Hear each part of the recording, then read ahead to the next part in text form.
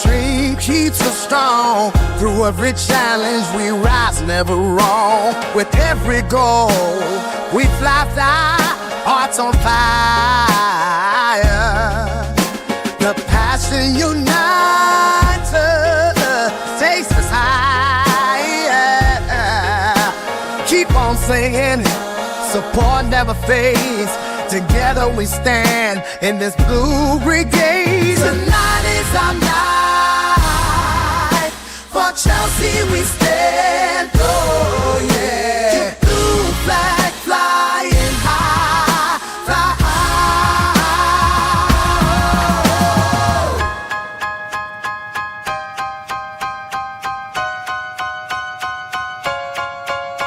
From Stamford Bridge, the pride that we share.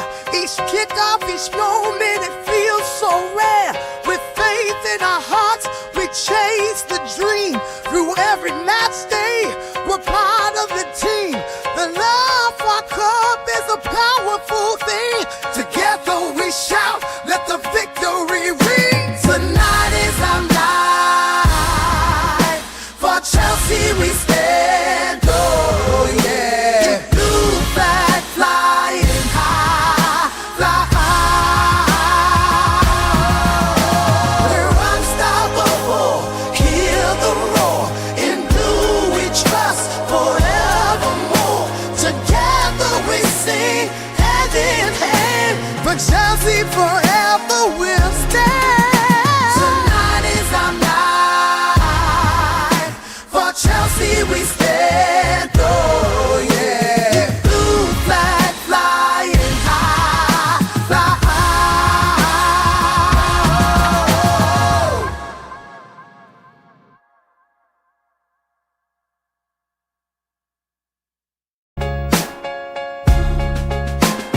Chelsea, the dream keeps us strong. Through every challenge we rise, never wrong. With every goal we fly, hearts on fire.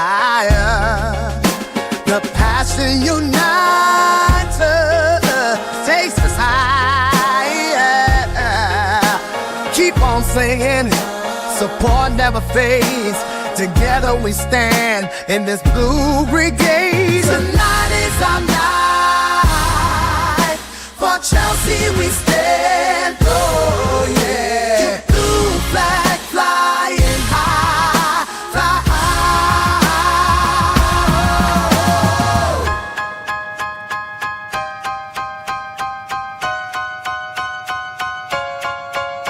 From Stamford Bridge, the pride that we share. Each kickoff, each moment, it feels so rare. With faith in our hearts, we chase the dream. Through every match day, we're part of the team. The love for our club is a powerful thing. Together we shout, let the victory ring. Tonight is our night. For Chelsea we stand. Oh yeah. Keep blue flag flying high, fly high. We're unstoppable. Hear the roar. In blue we trust forevermore. Together we sing hand in hand. But Chelsea forever will stand. Tonight is our night. For Chelsea we stand. Oh yeah. Blue flag flying high, fly high.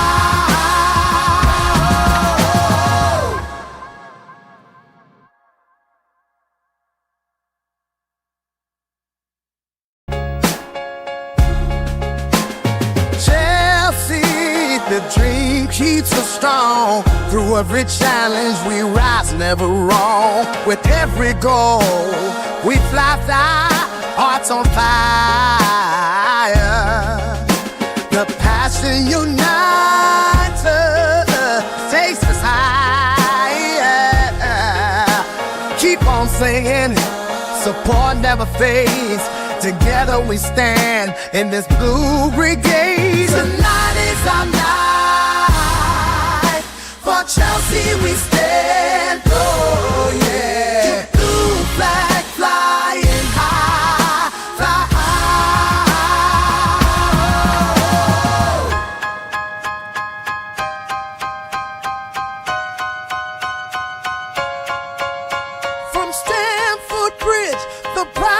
we share. Each kickoff, each moment, it feels so rare. With faith in our hearts, we chase the dream. Through every match day, we're part of the team. The love for our club is a powerful thing. Together we shout, let the victory ring. Tonight is our night. For Chelsea we stand, oh yeah. Blue flag flying high, fly high. We're unstoppable, hear the roar. In blue we trust forevermore. Together we sing hand in hand. For Chelsea forever we'll stand. Tonight is our night. For Chelsea we stand, oh yeah. Blue flag flying high, fly high.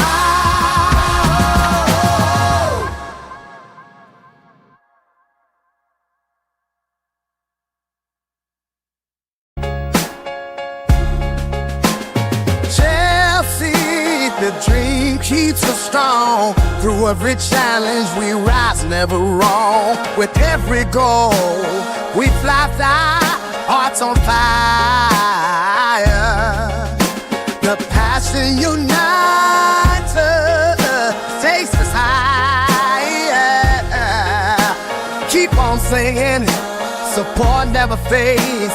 Together we stand in this blue brigade. Tonight is our night.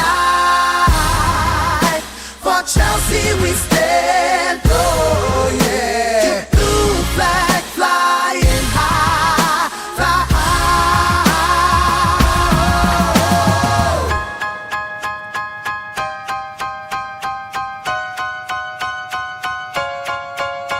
From Stamford Bridge, the pride that we share. Each kickoff, each moment, it feels so rare.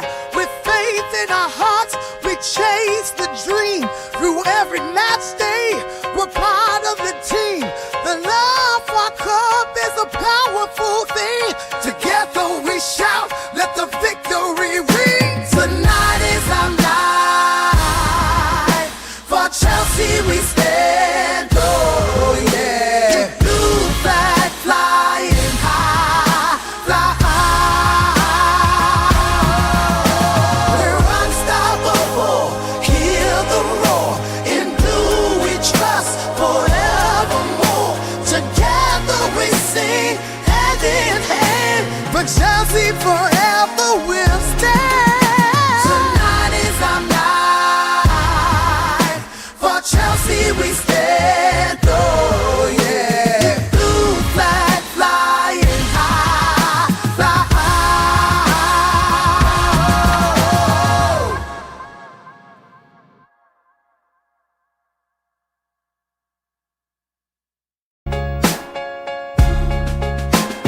Chelsea, the dream keeps us strong. Through every challenge we rise, never wrong. With every goal we fly, hearts on fire. The passion unites us, takes us higher. Keep on singing, support never fades. Together we stand in this blue brigade. Tonight is our night. For Chelsea we stand, oh yeah. Blue flag flying high, fly high.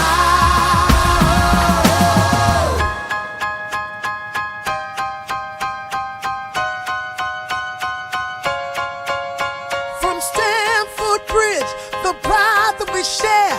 Each kickoff, each moment, it feels so rare. With faith in our hearts, we chase the dream. Through every match day, we're part of the team. The love for our club is a powerful thing. Together we shout, let the victory ring. Tonight is our night. For Chelsea we stand, oh yeah. Blue flag flying high, fly high. We're unstoppable, hear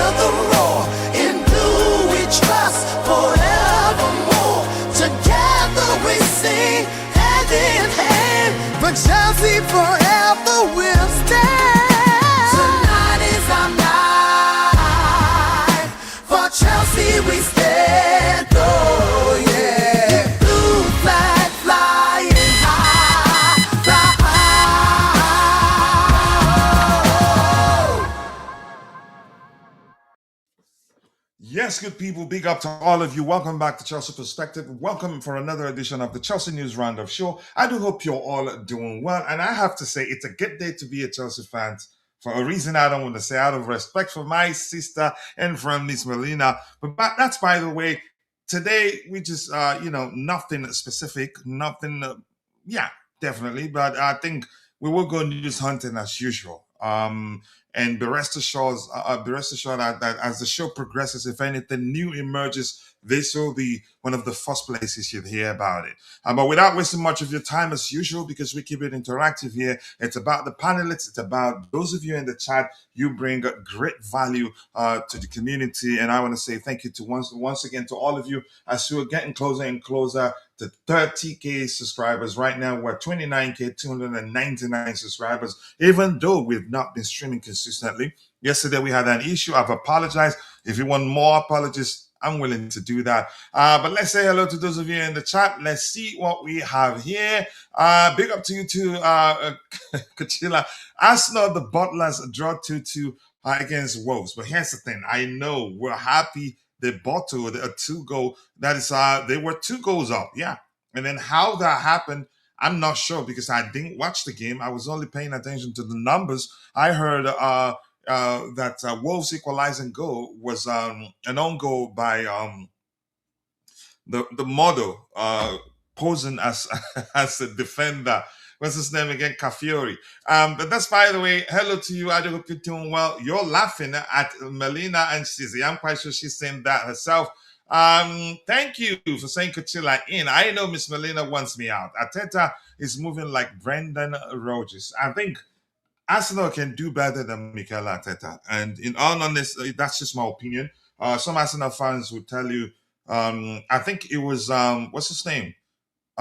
Content creator that says he's an architect, that he knows what he's doing. I mean, it's been almost 10 years, one trophy to show for it. Nearly doesn't kill a bird, they say, a bird, they say, in my opinion. So for me, I think they can do better than Arteta. Hello to you too, Aladipo Mesole, aka the CEO of Chelsea FC, Chelsea FC's Jingle. I'm tired, man. I can't speak properly this evening.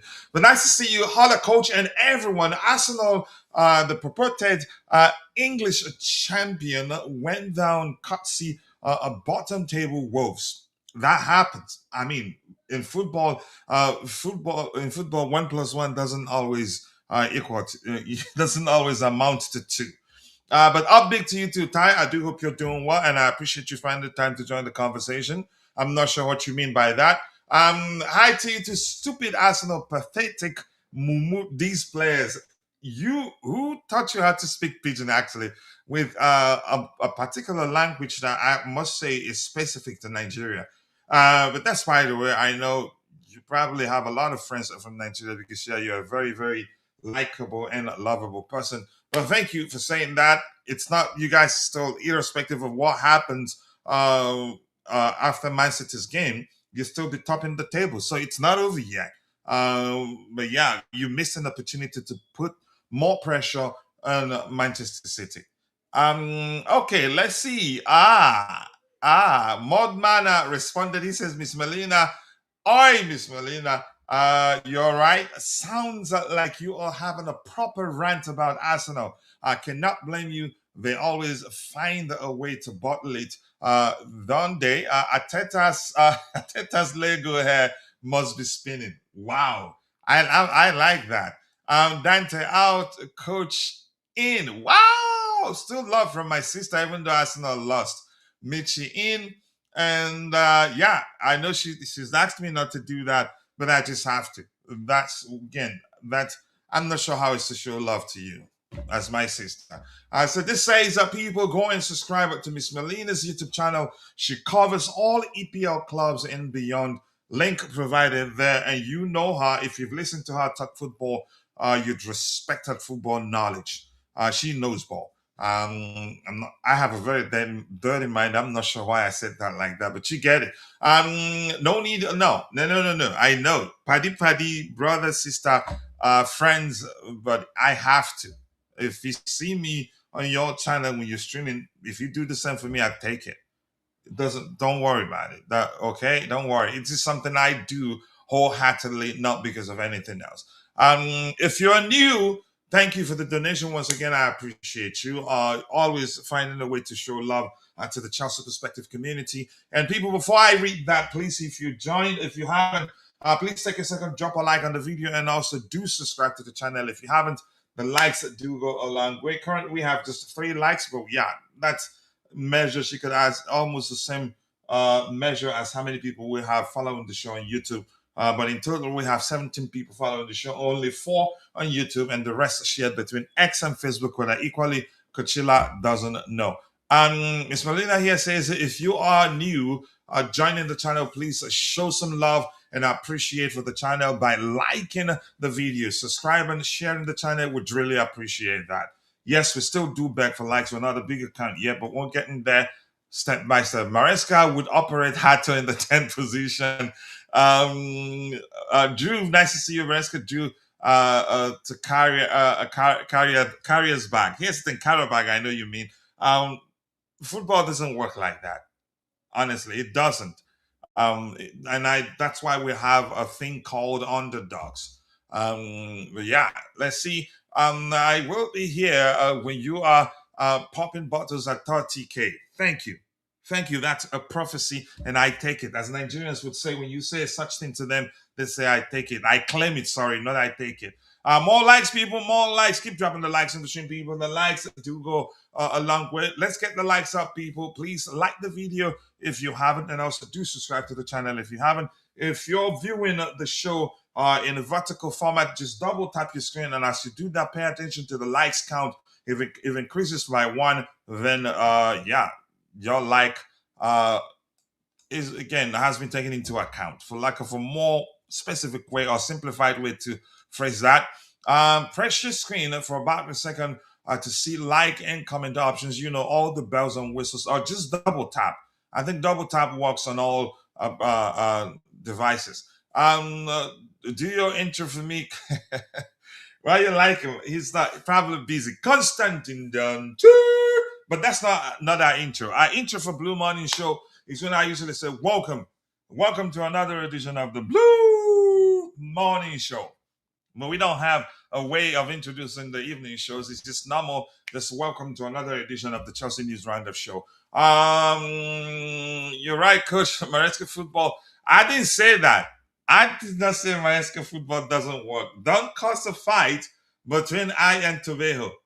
I did not say that, Drew. I didn't say that. And by the way, as the show progresses, if today is your birthday, or if you have a sibling, a parent, a friend who's celebrating their birthday today, let us know so we can pop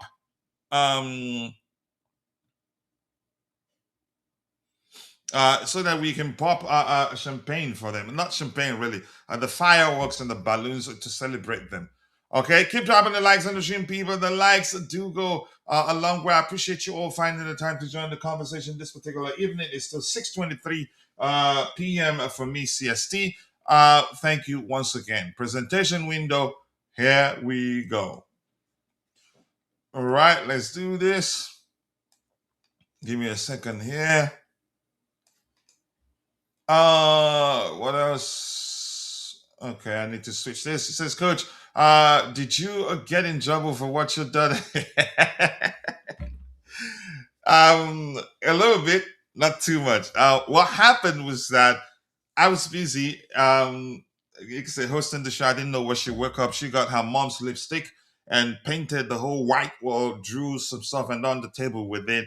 I just don't want to. I took a picture, but I don't want to show it here. It was that was, and she gets away. If it was there, one of her brothers, that person would be in trouble. But yeah, she gets away with everything. But that's by the way. Let's get into it. What the first thing? This talk about a dreamer. This Manchester United fan is a serious dreamer. But I'm gonna read. Well, by the way, on Vince's timeline, my bro, I trust him a lot.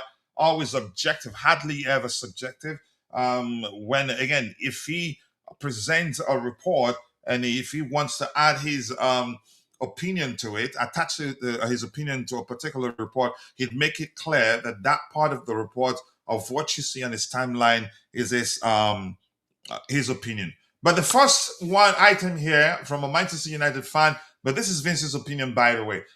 This one thinks is important. Typical Nigerian. This one thinks it's important because they gave him a selfie he's been begging for. And what did he say? He says here, one day I will get Cole Palmer to United back home where he belongs. Go ask him who his favorite team is. I mean, you should, if you're that smart, you should have asked him who is his favorite team and then record it while he responds. Maybe you'd catch him saying Manchester United is his favorite team. But probably because, yeah, as Vince, I don't think I'd be able to put it any better. As Vince said, you begged for a selfie, got the opportunity to get one, and now you're gaslighting people as if, yeah, you and Cole Palmer were born on the same, you can say, as twins, but got separated because someone else adopted you. Vince, that's savage, and when I like it as you, yeah, that's what it is actually. Why is it gaslighting people? And I would like to say is if what he said isn't important, you won't be troubled. That's from a Manchester United fan. Vince isn't troubled. He is dragging the Manchester United fan or cooking him. Yeah, he begged for a selfie, got a chance to get one, and then now he's using it. Using it to gaslight people as if, yeah, he knew Cole Palmer from birth. Don't seem to recognize his face. What's his name? The same thing. And I'm not going to try to find out who he is because he's a nobody that got a chance to take a picture with Cole Palmer. And he knows Palmer is clear. No player like him at Manchester United. Nobody close. And I'm going to say this. I think I've said this before. When Bruno Fernandes liked Cole Palmer's post after that game, he scored a hat trick. Two penalties and one inside the 6 yard box. What a player! That was the comment Bruno Fernandes made on Palmer's post, and I told people on that day that is no coincidence. There seemed to be a campaign in motion to see if they can turn Cole Palmer's head, because at the time you could argue before that performance from Palmer, people were you could say peddling the rumors or maybe the agenda that, yeah, he wasn't happy at Chelsea at the time. And again, some rumors suggest that, yeah, he's open to joining Manchester United, blah, blah, blah, blah, blah. So for me, Bruno Fernandes saying that was no accident, was no coincidence. It was on papers. But I think by now, probably they must have realized that it's not going to work. This is why some people refuse selfies. I agree. Yeah, because you can. In some cases, I've seen celebrities allow some fans to take a selfie with them, and then, yeah, catch them telling non-existent stories because, yeah, they got the opportunity to take a picture with them. You will see when Palmer hand over a transfer letter. Let's see that happen. Keep dreaming. Anything else? This whole Palmer to United is all from Palmer's camp. No, I don't believe that. It's United trying to see if they can turn his head, which I don't think they can. It takes some, as Skycap said, it will take some redonkulous, not even ridiculous. I'm remixing that, of course. It will take some transfer fee that the world has never seen to convince Chelsea to sell. And I don't think the player himself is looking to leave Chelsea right now. Okay. All right. I'm done reading. Let's see what a United fan here has to say. He is his friend, bro. Don't get scared. He's saying it is his dream to play for United, and he already said he's a United fan. Okay. A lot of people making up some SHIT to back up that selfie. But yeah, let him give it a shot. I'm not concerned really, but I like how Vince cooked him there. At least you know what our future professor will be. No.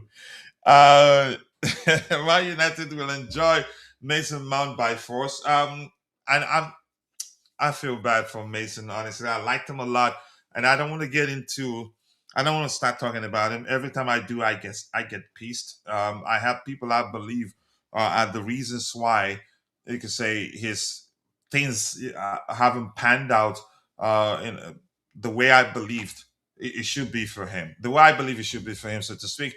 He says United need to sort out their leaking roof first. Yeah, that's actually serious banter from everybody. All right, what else do we have here? Let's look at this one here. The next item. I don't know this kid, but I've been hearing about him a lot. This again, but let's just read what Nizaki Sela says here. Landon Emanalo, the son of Michael Emanalo, former Super Eagles player. Yep, he played, represented Nigeria, and was Chelsea's. What was his role on the under the Israeli Israeli man? What's his name again? Avram Grant. He was. What was his role at the time? Was he sporting director? I can't quite remember. But this says Landon Emanalo is highly thought of at Chelsea. He has trained under three managers: Mauricio Pochettino, Enzo Maresca, and now Liam Rosinho, and has been on the bench in Premier League games, Champions League, and Conference League matches. That's a good sign. So he's getting closer and closer. So maybe it was soon materialized to him getting the chance to play for the first team. Tony Mount, his father, is a big problem. I don't know him well enough to speak of him. I don't want to, you could say what gaslight people here. Landon Emanalo, baby, good defender. I need to learn a lot about him. And nice to see you here, Kalito. I do hope you're doing well. I appreciate you finding the time to join the conversation. JC Derry in the first team. He's made his debut, senior debut. Let's see how much game time he'd get by the time the season ends. I think a lot because he seemed a good talent, and I've heard a lot of positive stuff from Chelsea fans. But let's see. Hopefully, he gets a chance to play. Yeah, he seemed like an excellent talent. Is it true that Chelsea told Chalobah he's not part of the future? Emenalo was a scout who became a sporting director. Okay, thank you for that latter part of your comment. The first part, for me, I'd say at the moment, absolute horse dung.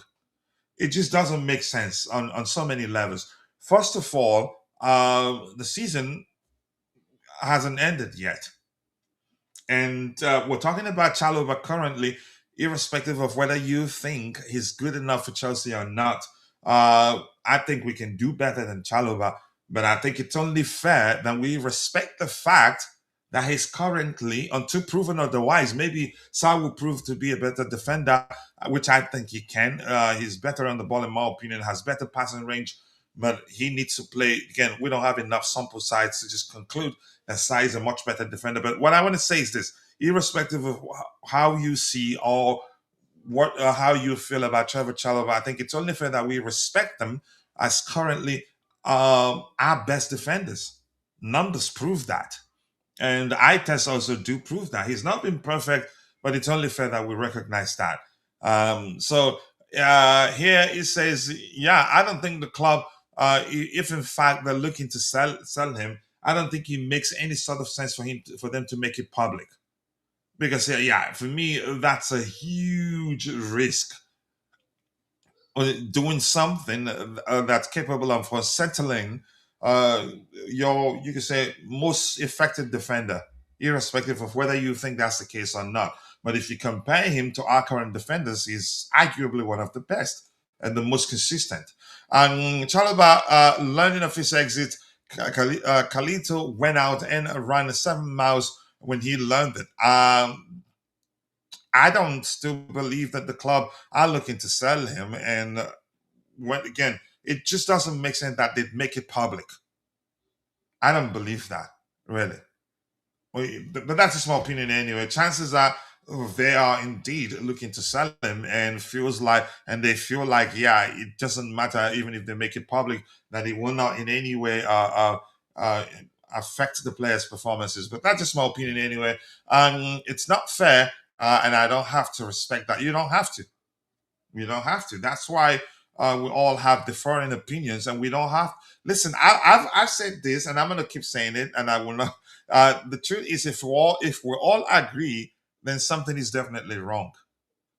Yeah, exactly. We all now have to agree. If we all agree, we don't have a show. But more importantly, something is definitely wrong. You learn something when differing opinions exist. Miss Melina here saying hello to Ryan. Robert Taha, hello to you too, Robert. Nice to see you once again. I do hope you're doing well. This one is better. How about our dear Arsenal? Give them a minute.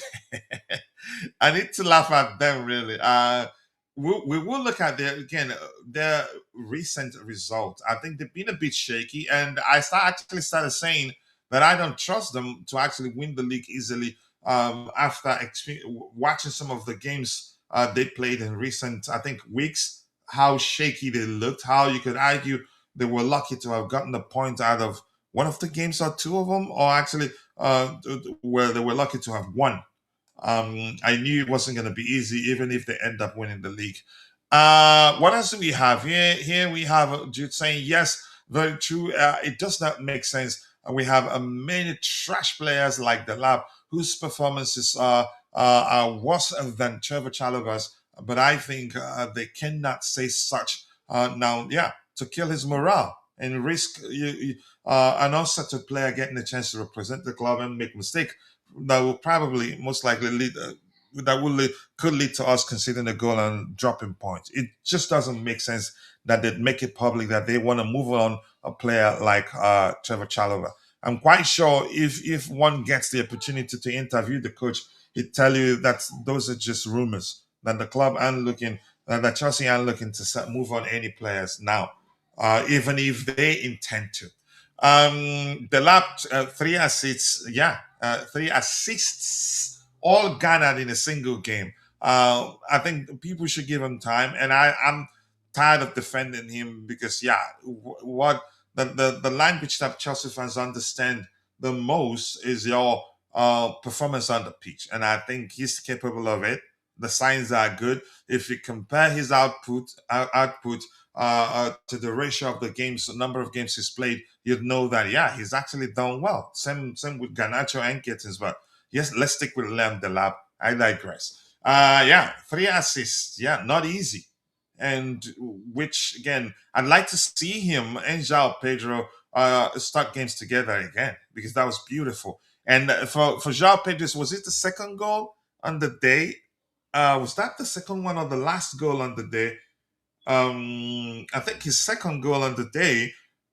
He passed the ball to the Lab and continued advancing towards the Lab, knowing that the Lab will hold up play and set him up to score that goal. That is trust, and I wouldn't want the manager to disrupt that. I'd like to see them both start against Burnley, or is it Burnley who playing next? Actually, but yeah, that's some good signs right there. That game really did make me happy. Matthews Mane, is it Matthews? I think Matthews Mane in Garnacho out. Garnacho to River Plate. Murillo in, Badiashile out. You have to actually reach out to your pastor and tell them to keep praying that we don't hear that Badiashile is injured when the transfer window opens, which will mean that, yeah, we're not going to be able to sell him. He says here, I don't want Murillo, another shot defender. I want him, really. We did compare his numbers to that at our defenders yesterday. He gets the job done as a defender in certain metrics, which we could say, driven by our managers. You could say the approach of our managers, possession heavy approach. I mean, that's the only some of the metrics that our players are emerged better than Murillo comes down to the way we approach the game. All right, let's see. He says Murillo is exactly what Chelsea need, and I agree with you. And Matthias, how do you pronounce that? Matthias Mane on that left, Estavo, and that kid from Portugal, Kenda, on the right, plus Neto. I think we have a very good squad, but I think I need to bring in one more defensive reinforcement. I think even Murillo alone, I think, will be enough. Okay, that's your opinion, and I think for me, I think he's an excellent player, and eventually will prove a lot of you wrong. And I've said this: I don't know the Emmanuel kid. I don't know him well enough to speak about him. But yeah, maybe as I've said this 1,000 times actually, and it hasn't happened.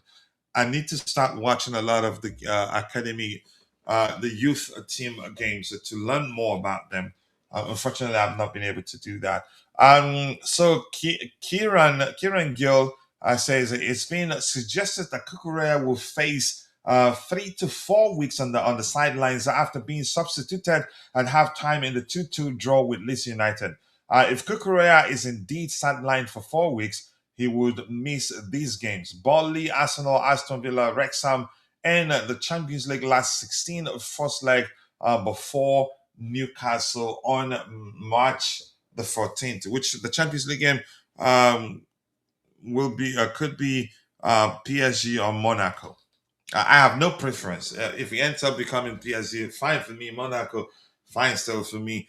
But yeah, the question now is, can Jorrel Hato step it up? Is he capable of it? I think he's capable of stepping it up. He's an excellent player. Again, he's had a difficult start to life as a Chelsea player, but the signs are good. When given the opportunity to play for the club, I think he's done well, except for that awful outing against Karabakh, which I'd say down to the manager not you could say not selecting a balanced squad. Had a weak link on the left hand side, which didn't help matters for Jorrel Hato on the day. But yeah, I think Hato, I think he will. Even though I'd still pick if I'm looking for, you could say, a player. If I listen, I like Cucurella. Alive again. After all, as I've told people before, I take him over Benchua. But when it comes to Jorrel Hato and Cucurella, if I want a more complete player of the two, I take Jorrel Hato, because Jorrel Hato, for me, in my opinion, given what I know and what I've seen, more technically gifted uh, than Cucurella. I know Cucurella is capable of finding passing lanes where you don't know one exists, but he does again. His technicality cannot measure that of Jorrel Hato. He's just more experienced than Jorrel Hato. You could argue, I think it'd be accurate to say, more defensively solid than Jorrel Hato. But I think I digress anyway. But I think my point is, I think Jorrel Hato is capable of holding the fourth. Is that how you pronounce that, fourth? What's the correct spelling actually? Um, I think he's capable of doing a good enough job, or maybe an even better job. You never know. In the absence of Marc Cucurella, who will be out for up to 3 to 4 weeks. But we'll see. And Vic is here. Vic says that the lap is not hopeless, but he's also not excellent. I think, yeah, I agree. He's not excellent at this moment, at this point. But it's important that we take into account the number of minutes he's played since joining Chelsea, and the fact that he hasn't had a full preseason as a Chelsea player, and the fact that also he's been out on 2 occasions injured, one of which again, and then on one occasion he was ill. I think it's important that we get factor into our decision on whether he's done well enough, or whether we should, you could say, call him a flop. It's important that we consider those factors. I wouldn't call him a flop. I think he's a good player, and will eventually start performing consistently for us. But let's see what Chelsea fans, what they have to say. I want to see who's this. Okay, we'll get to that guy. So let's see what Chelsea fans have to say about Cucurella's absence. This is still Vince. Hope Rosinho finds a way to cope with Cucurella's absence. He's surely been one of our most important players this season. You could argue same thing last season, maybe not necessarily the one before. But Houston, Euro Hato, I think, will get the job done. But if the manager don't trust him, would see a structure that doesn't need it's the fullbacks. But let's see what happens on the day.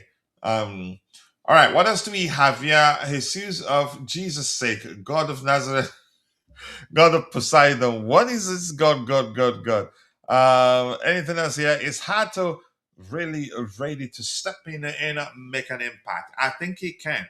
And if you think he cannot, let's say if you think Hato can do a good job in the absence of Marc Cucurella, let's hear you. I think he can, really. And please, if you haven't, take a second, drop a like on the video, and also do subscribe to the channel if you haven't. The likes do go a long way. How many likes do we have now? 8 likes. Okay.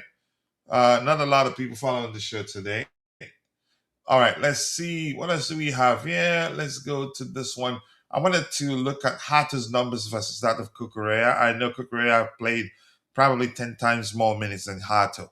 But I think if we look at their numbers, I think we'll see how you can say how well they've done in certain metrics. Let's see. While sidelined, however, okay, not that one there. So let's stick with absence of given the absence of Marco Correa, whether Jorrel Hato is capable of doing a good enough job. I think he can, and capable of actually pulling off an even better job, in my opinion. Because yeah, he's more technically gifted than Marco Correa, who is more experienced and has a unique way, very erratic, unique but effective way of defending. Marco Correa, that perceived erratic manner of defending, he's able to unsettle even the best in the game. All right, let's see. Hooray. Hato will provide a loss-proof solution than Kukurea. If that's how you want to see, if that's how you interpret what I said, I'd still say yes. Do I think Kukurea is it's a better defender? I think to some extent that'd be accurate. If we're going by how you say how well Hato how he's done since joining Chelsea. But one thing is certain: Hato is a more technically gifted than Marco Correa. Yeah, a better dribbler. Um, Listen, and I think you know that. But Cucurella, I think it'd be accurate to say Cucurella is a much better defender than Hato. But that's just my opinion anyway. And we have Banks in the room. Coachy. Thanks for I do hope you're doing well. I appreciate you finding the time to join me on the panel. Your thoughts, Matt Cucurella will be out for 3 to 4 weeks. And once we're done with that particular topic, I think I might take you back a bit with some. I know I don't think there's nothing is necessary. No reason to go back here. When we're done talking about Cucurella, his absence, and whether Jorrel Hato will do a good enough job in his absence, I think we'll go news hunting. But let's hear you, Bance. What do you think? Do you think Hato can come in and do a good enough job or an even better job? Yeah, opportunity comes back at once. This is opportunity for Hato to express himself on the field of play. I know he's a very young player, very talented. He was restricted a little bit when Maresca was here, but Rosinia has opened up and he's using this gentleman, and so far so good. I strongly believe that he got everything that is needed for the Premier League. If you look at his stature, the energy, and the way he sometimes, overlaps, he is a fantastic player. But as to whether he's going to utilize the opportunity given to him is another, question we all have to answer.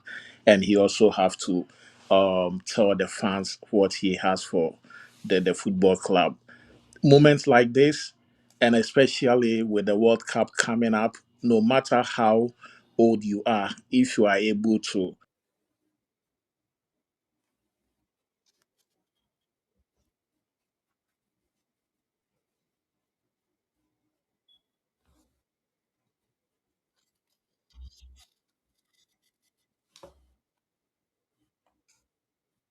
ball club, anytime you are given the opportunity to play, you should be ready and you should be responsible for the position that has been assigned to you. And I feel like he was a captain when he was in Ajax, and he's Yeah, he very was. matured. And Yeah. I At believe, 19. say that again, Kochi. At 19. Yeah, so it's up to him, and I will wish that by the time Kukureya will come back, he will be fighting the position with Hato, and we like something like that in our football club. We should be able to have different players for one position where both of them will be, fighting for the same position, and at the same time, it helped the squad So this is the opportunity for him. He shouldn't just waste this opportunity. And I don't know who else can be, fighting for the same position with him at this point in his career. So 3 weeks, I know it's not that enough for him to express himself to the coach. But the little opportunity that he's going to get, he must utilize it, make sure that he cements his place in the first 11. And it will be very interesting to see Cucurella coming back, and he will be like second player to Hato. Sometimes things like that happen. If you all remember, Casillas in Real Madrid had opportunity to, you know, go into the goalie for a particular, game, and at the end of the day, he got that position for himself, and eventually he became the captain of Real Madrid. So sometimes when opportunity comes like that, you don't have to waste your time at all. You need to utilize it, and I believe Hato is a smart player. Although sometimes he's overwhelmed with some of our bigger games, and I think it's something that we have to work on him. And I believe some of the bigger games that he's finding it very difficult, he should be used to it, because if you are playing for the English Premier League, some of these games will be coming up, and you have to be ready for those games. So I think so far so good. He has done so well, and I believe he will take the opportunity to grab this position. And I believe there was stories that came up that Jackson will be coming back. I believe fans of Jackson would have wished that Yeah, I wanted when to I he wanted to come get back your to. opinion on that. I mean, uh, never say never. Is it possible? I think it's possible. Mhm. The way people, but again, at the same time, I think the bridge is burned, and I'd say go to the as far as saying the bridge is burned, and also the ground on which one could possibly rebuild the bridge is also no longer exists also. So I think it's difficult. I think it'd be better off moving on. Um, but if we can find a way to make it work, I mean, Let I me take him. He makes let, us stronger, and it's really that simple. But I doubt that, really. let me see if there was any statement made by Jackson when he left for the loan deal. If there I was think none, everything it was all hearsay. In all okay. honesty, If it wasn't it was confirmed all that, hearsay. The okay, person that spoke directly was his okay, agent. okay. So Then even we heard mhm, that Jackson doesn't want to ever come back to Chelsea again. We heard. mhm. Not. He didn't say that on his personal social media account of that, but his agent was the one that said something to the effect of airplanes don't fly backwards. Blah blah blah blah blah. That was one Chelsea attempted to not follow through with the process. Again, the process of the deal that took him uh, uh, to Bayern.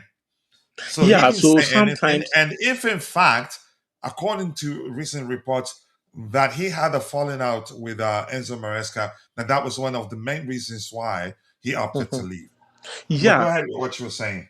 as I was saying, moments like this, especially if you are leaving somebody like Chaloba, when he was restricted from the first team and had to go to Crystal Palace, we never heard anything about the guy. He was doing his own thing, and eventually he came back. So players should use that as a cue and also as an example to make sure that whenever there is something that you really don't like about your football club and you have to go through that, you need to exercise patience, don't even speak at all. But if there is an opportunity for Rosinia to give this guy his last chance, I will say that he should go ahead.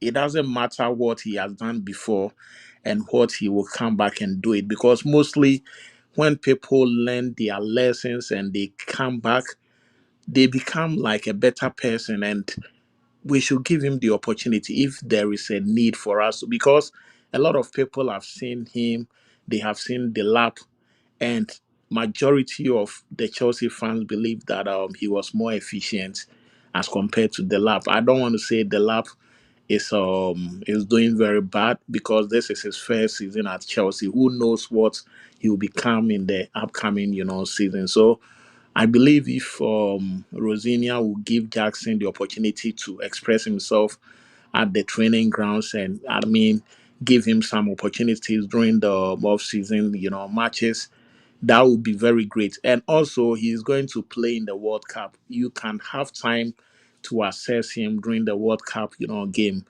I believe he's one of the main guys in the Senegal national team. So for him to go to the World Cup, probably he might end up doing very well. And just let him come back, new beginning, a new coach. And so far as Jao Pedro is around, obviously Jackson might I've be heard able people. to. I've heard people ask the question, Bams, if you don't want, if you don't mind. I've heard people ask the question, how about Emera? How about the lab? Listen, what again? You're a big club when you don't let Mhm. sentiment influence or maybe wield any measure of influence on your decision making process. If the manager looks at Nicholas Jackson and feels like he makes us stronger than Emera and the lab, you move Mhm. them both on and bring in Jackson. It is really that simple. That's what big clubs do. Sometimes I feel like a lot of people have forgotten what Chelsea used to be.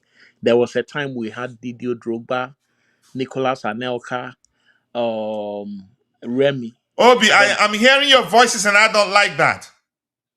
say that again. No, not you. Sorry. So, like, there was a time we had like prolific, strikers. I think three or four of them. So it doesn't really matter if you are a big club and you have a lot of young, talented, strikers coming up for one position.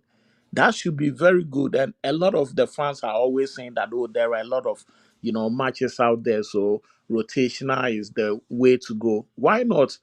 If all four of them will be fighting for one position, why not just bring them in, let them fight for the position? And Emega is coming in. We don't know what he's coming to face or And how he's going and to. I wouldn't actually forfeit keeping Jackson because of Emera. Jackson can actually operate. He can actually play as a wing back, I as a wing winger. exactly. He Exactly, has and done it Emera can before. play centrally. So for me, not an issue. And the lap, Jackson coming back, he's not a threat to the lap. He's not direct competition to him.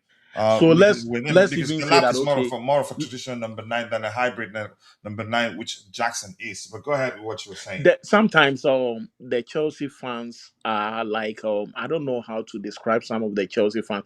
Emega is somebody who has not yet played in the Premier League. We don't know the kind of player he's going to be when he finally comes in. So just imagine you loan out Jackson to one of our rival teams in the Premier League, or let's say we send him to Turkey or even France, and he's really doing good. And Emega comes in and he's not doing that well. The same fans will say, "Oh, you guys chose to take Jackson to a different club. He should have stayed." This and that. So, in order to save ourselves all these complaints and everything, let them all come. At least give them one season more. Assess both of them. Whoever is not fit to be here, at the end of the day, it will be very clear, and that person can leave our football club or go elsewhere for a loan deal. So, me, I strongly believe Jackson should come back. They should give him one more opportunity. If there is no rift between him and the owners or whoever is in our football club, there is no need for us to say it's over. You understand? They should bring him in, let him fight for his position, fight for the other places that he can fight for. And I believe at the end of the day, it's going to help us. Most of the time, we seems to talk too much and we seems to like victimize some of these players. And whatever we hear from social media, a lot of people take it to be so serious and they seems to victimize the players. So I believe this time around we should do everything possible to make sure that he stays and fight for the position. And Chaloba's situation is something I also find it very interesting. I don't know if that story is very true because I heard they are trying to No, get rid of him. I don't believe it. Here's Yeah, the thing. because Yeah. There is no serious football club that will get rid of one of their best, defenders. For me, I think with the absence of Cowell, Chaloba has been one of the best defenders this season, and he has helped us in so many games. So I don't see the reason why we need to get rid of Chaloba at this point of time, unless they have, a target that will satisfy all the fan base, somebody who will come in, experienced defender, and I don't know who is out there right now whom we can bring in to replace Chaloba. At this point of time, I believe we have to allow the guy to do his own thing. When Kowal comes in, when a champion is in, a champion is already here. Let's say a champion will also be around next season, and probably there should be Sa. So four young defenders and two young defenders and two a little bit experienced, defenders. The center back will be, tight. Four of them should be okay. But I strongly believe the likes of Badiashile, Tosin, and Disasi might, move on. Either they go to Strasbourg for a loan deal or maybe they will look elsewhere because I don't see them or I don't see their future with Chelsea Football Club. They've done a lot to All right. let us believe that they are not the standard that we are expecting unless something changes along the line. Other than that, I think it is over for them and that will be all for them for now, you know. All right, let me catch up with what you all have. Thank you for that contribution there. Yeah, I did already. Robert Taha says, okay, just Modman is saying hello. He says, I will be there to repair the bridge.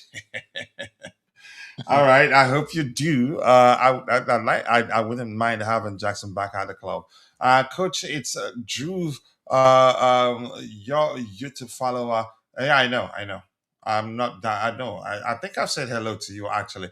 And Jude here says, Coach, we also heard that Rosino spoke with Jackson, and he said he is willing to return after the discussion. And this is my first time of seeing it. Again, I haven't seen this before. That's new to me. The only thing I remember reading was a report that says something to the effect of Jackson being open to a possible return to Chelsea. I can't quite remember everything about that particular report. I mean, it's a possibility anyway. And Jude says, I believe in giving people more opportunities. The lab is trash now, but that does not mean he cannot turn it around. I mean, there's actually nothing to turn around. I think he's actually made most of the opportunities he's had. If we're going by the ratio of the minutes and his output, for me, that's just my opinion anyway. But let's see. Hato is a center back. I mean, he can fulfill the center back role. He can also operate as a left back. The season, 2 seasons ago, I think that would be either 23, 24, or 24, 25. He played the entire season as a left center back at Ajax. Then the following season, he played the entire season at Ajax also as a left back. So he's capable of fulfilling both roles, left center back and then left back. But some managers would prefer the center backs who are taller than Hato. But I'm not suggesting that Hato isn't good enough or maybe not tall enough. He has a good leap in him, and also has good enough vision, good on the ball, highly technically gifted, can get you goals if he gets closer to the final third and he gets the opportunity to shoot. But anyway, I digress. I'm not concerned. I think he's capable of, covering for Marc Cucurella because he's a good enough player. But what is who we have? Yeah, more likes, people. Keep dropping the likes on the stream. The likes do go a long way. And Vic here says Jackson doesn't have a place unless we sell the lap. All three strikers won't get equal play time. One will suffer. And eventually ask to leave. So if he ends up being good, Guy, Mark Guy, is that how you pronounce it? If Mark Guy ends up being the one that ends up leaving, I don't care really. Even if, again, I wouldn't want the lab to use because he brings balance. He has a different profile, in my opinion. Operates mainly as a traditional number nine. Maybe I'm finding it difficult to look beyond. You could say his build, maybe his build and his overall application on the pitch. But for me, even at that, I still think it's more of a traditional number nine than a hybrid number nine. Even though I'd be the first to tell you, one of the first to tell you that he's actually good on the ball. Again, that a lot of people give him credit for. Capable of, you can say he's actually a very technically gifted player. But yeah, the stereotype is crazy because of his build, because of that aggressive. You say that aggression we see from him whenever he's on the pitch. You could argue that reason alone is one of the main reasons why people, you can say, some people are not able to look beyond his aggressive application on the pitch to actually realize that he's actually a highly technically gifted player. And unfortunately for him, yeah, that's typical stereotype. What else do we have here? But yeah, that makes sense really. But let's see. Modmana, who you talking to? All right, he says I forgot Emera. Keeping him, Jackson, the lab, and Pedro makes no financial sense. More importantly, I agree. Keeping those, how many players? One, two, three, four players. Uh, it doesn't make any sort of sense, actually. So I think if the club decides to bring back, to keep Jackson when he returns from his loan spell at Bayern, I think the club will look to convince Emera to spend one more season at Strasbourg, or maybe sell one of our current strikers. Yeah, I agree with you. It doesn't make any sort of sense to keep the four of them. It doesn't make, from a financial perspective, maybe. What else do we have? Yes, is of course Hato is very good and it can fill it in. It can, you say, can fill in easily, but I think he's not going to be able to measure Cucurella's defensive capabilities. But that's just my opinion anyway. All right, let's see. Let's go back to the presentation. Coachy, I want to say this. Yeah, go ahead. Frank Lampard is a blue, and definitely he might bring Coventry to the EPL. So his doors are going to open for some of our Chelsea players. You just mark it on the wall. Um, Lampard will come here and pick some players. So obviously, we might even see the lap joining and some few other players, McGeary and all those young players, Achampon and all those guys. They might end up in Coventry. So it's something everybody has to like look at it. They have to watch it out because Lampard will come back and take some few players from our team, and it will help Chelsea in a way. So let's look at that. I'll not be surprised if Torsen and Badiashile and all those people go to Coventry eventually because there are going to be a whole lot of players who might not get enough playing time, and at the end of the day, they have to switch come to Coventry. So let's watch it out. Lampard will come back for some of these boys to strengthen, his squad. All right. Maybe I missed it, but you do agree. Do you agree that Hato he's capable of doing a good covering? You can say doing a good enough job in the absence of Marco Correa. Yeah. He should be able to hold on to that, 3 weeks absence of Marco Cucurella. I don't know what will happen because if there is a game coming up against Arsenal and the Yeah, last he time will miss that game too. the last time we played with Arsenal, I think Hato was around and it wasn't that bad game for him, so he should be fine.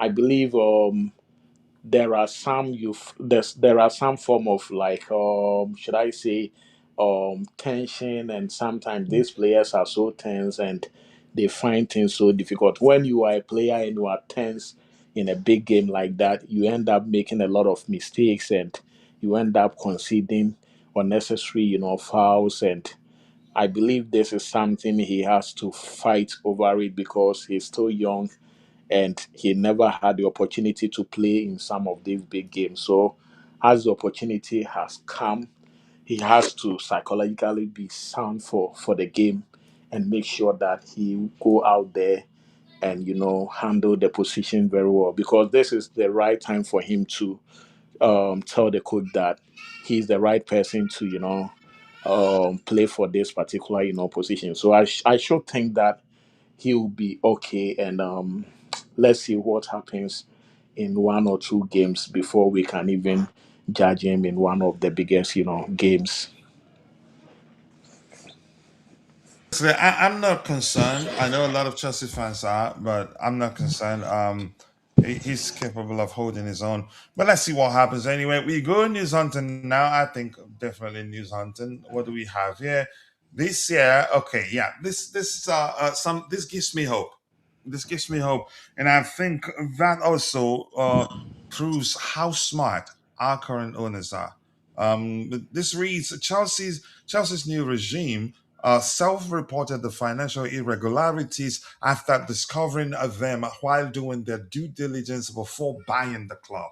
Smart people, and they understand how businesses are structured and what could happen if you don't do your due diligence and you buy the club with their debt and get into trouble. The conclusion of the charges is coming.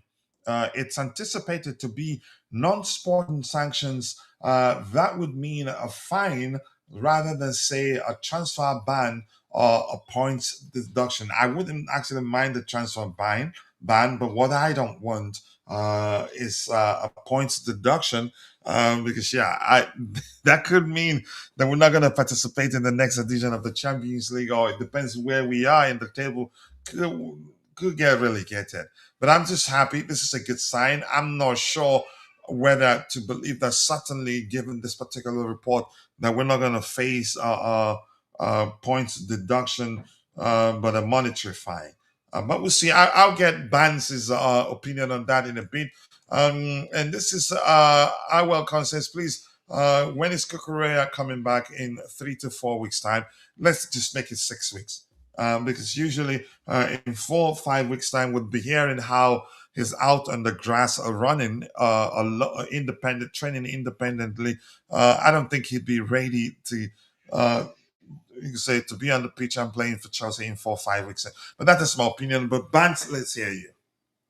Yes, I'm just glad that the owners were transparent from day one, and I think they were the ones who voiced out about irregularities with the football club, and at the end of the day, they were under investigations. And if you look at the trend and the way things have been done previously in connection with some of the biggest club, they have always been able to, get away with some of this, should I say, offenses. So I think the same rule should be applied to Chelsea Football Club. There is one thing I don't know about our football club. It seems we are the most hated football club in Europe. And since somebody will get away with it, we might end up, facing the full rigors of the laws, and sometimes it's just ridiculous. So I cannot really trust UEFA for their, rulings. Anything could happen, but I don't want to believe that it will be point deduction. If they do that, then probably they are just going to victimize us and we are like targets. So let's hope for the better. I believe some few thousands or maybe a million and above should be some fine or some form of fines to the football club. And also at this time, we don't want to go into, ban. If something happens, then they have to ban Chelsea. That would be very, very, very serious. And we all have to, hope for the better. But I believe it's just going to be a fine, and we are not going to get any deduction or maybe a transfer ban. This is what I'm hoping for. But when it comes to Chelsea, anything is possible, and we should all just embrace for um, the worst. Anything can happen, and let's hope for the better.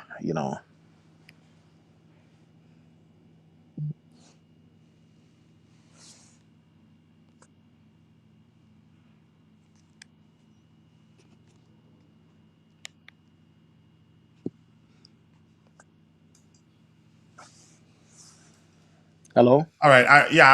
Okay. I don't know. I was on mute, but yeah, it wasn't easy to unmute. I want us to compare Cucurella's numbers to that of Hato. I Arthur. think probably chances are Marc Cucurella has played 10 times the number of minutes that Jorrel Hato has played. But I think you will get a good idea. What maybe you could have done is you could just pick the previous seasons when he was in Ajax and maybe try to do some few Yeah, comparisons that with that works. I think we should try that. Fullbacks. for the 20 maybe 2023 24 season. Hmm. Then you compare that with Kukureya's. Okay, Hato Ajax 24-25. Let's go with that. Yeah, All right. That's the year he emerged. Let's say Cucurella. Um, okay, let's go with the completed season. Right? Does that make yeah, sense? yeah. All right. The minutes there, Cucurella played 3,000 plus minutes. Maybe let's go Cucurella 25-26. That's a lot more minutes Mm, there. So let's go 25-26. Pretty much the same, but now Hato has a lot more minutes. But let's see. For Hato, ball carrying, Cucurella is not that good at ball carrying because she's mm-hmm. not a good dribbler. Because sometimes if you like, you can if ball carrying is your thing. Sometimes you might need to beat your man to continue. So Yeah, Kukurea is seen to simplify. He simplifies it. Look so again. He almost always looks for his teammates to pass the ball to. Doesn't dwell on it too much. But Hato is capable of dribbling. If he yeah, needs to beat his man to exploit the spaces, he does. He's able to do that. But Kukurea is not his thing. Even though he's able to find passing lanes where you don't know one exists. But yeah, he lacks in that aspect. Expected assists, Hato has a lot more, not a lot more. You could say slightly more better expected assists than Cucurella. Defensive duels success Hato a lot more. I didn't know that. mm. Hmm.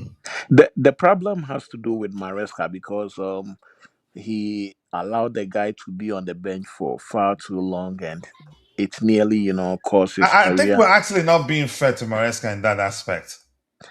Kochi, I mean, we can't be fair all the time to Maresca because the point is if you have some of these players out there, I don't know who was, as people have been saying that, oh, the owners have been doing the selection and this. I don't want to believe that a big club like Chelsea will not let that happen. He was the manager. He should have done everything possible for, because there were certain games Hato was still on the bench and I really didn't understand it. You Okay, let's understand? talk about this. Let me take Yeah. you back a bit. Had to play 90 minutes against Ajax, didn't he? Obviously, maybe that was his former team and they thought Okay, it was the let's best. continue. Then he And got a chance, I think, to play. Was it but against that Crystal that was Palace? this that was late last year or this year. Yeah, yeah, It, I'm coming. Then he got a chance to play certain games. He started, not off the bench, and he did well, but was still did come across as a bit.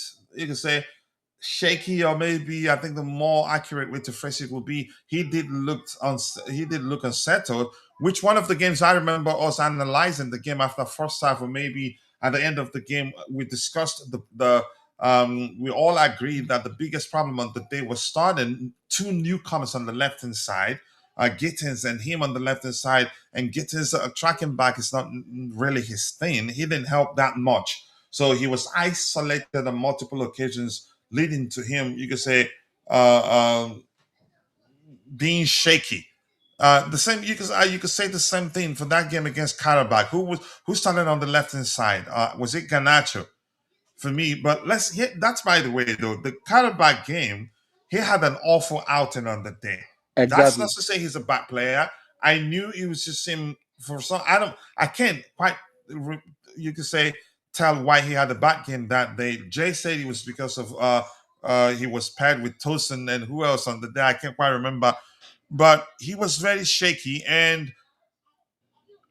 I was concerned that actually that Maresca was going to take him out, was gonna you could Coachy, say I mean, was gonna substitute him after the first half, but he didn't do that, and I applauded him for doing that because had he done that, I think he'd still be struggling with low confidence right now.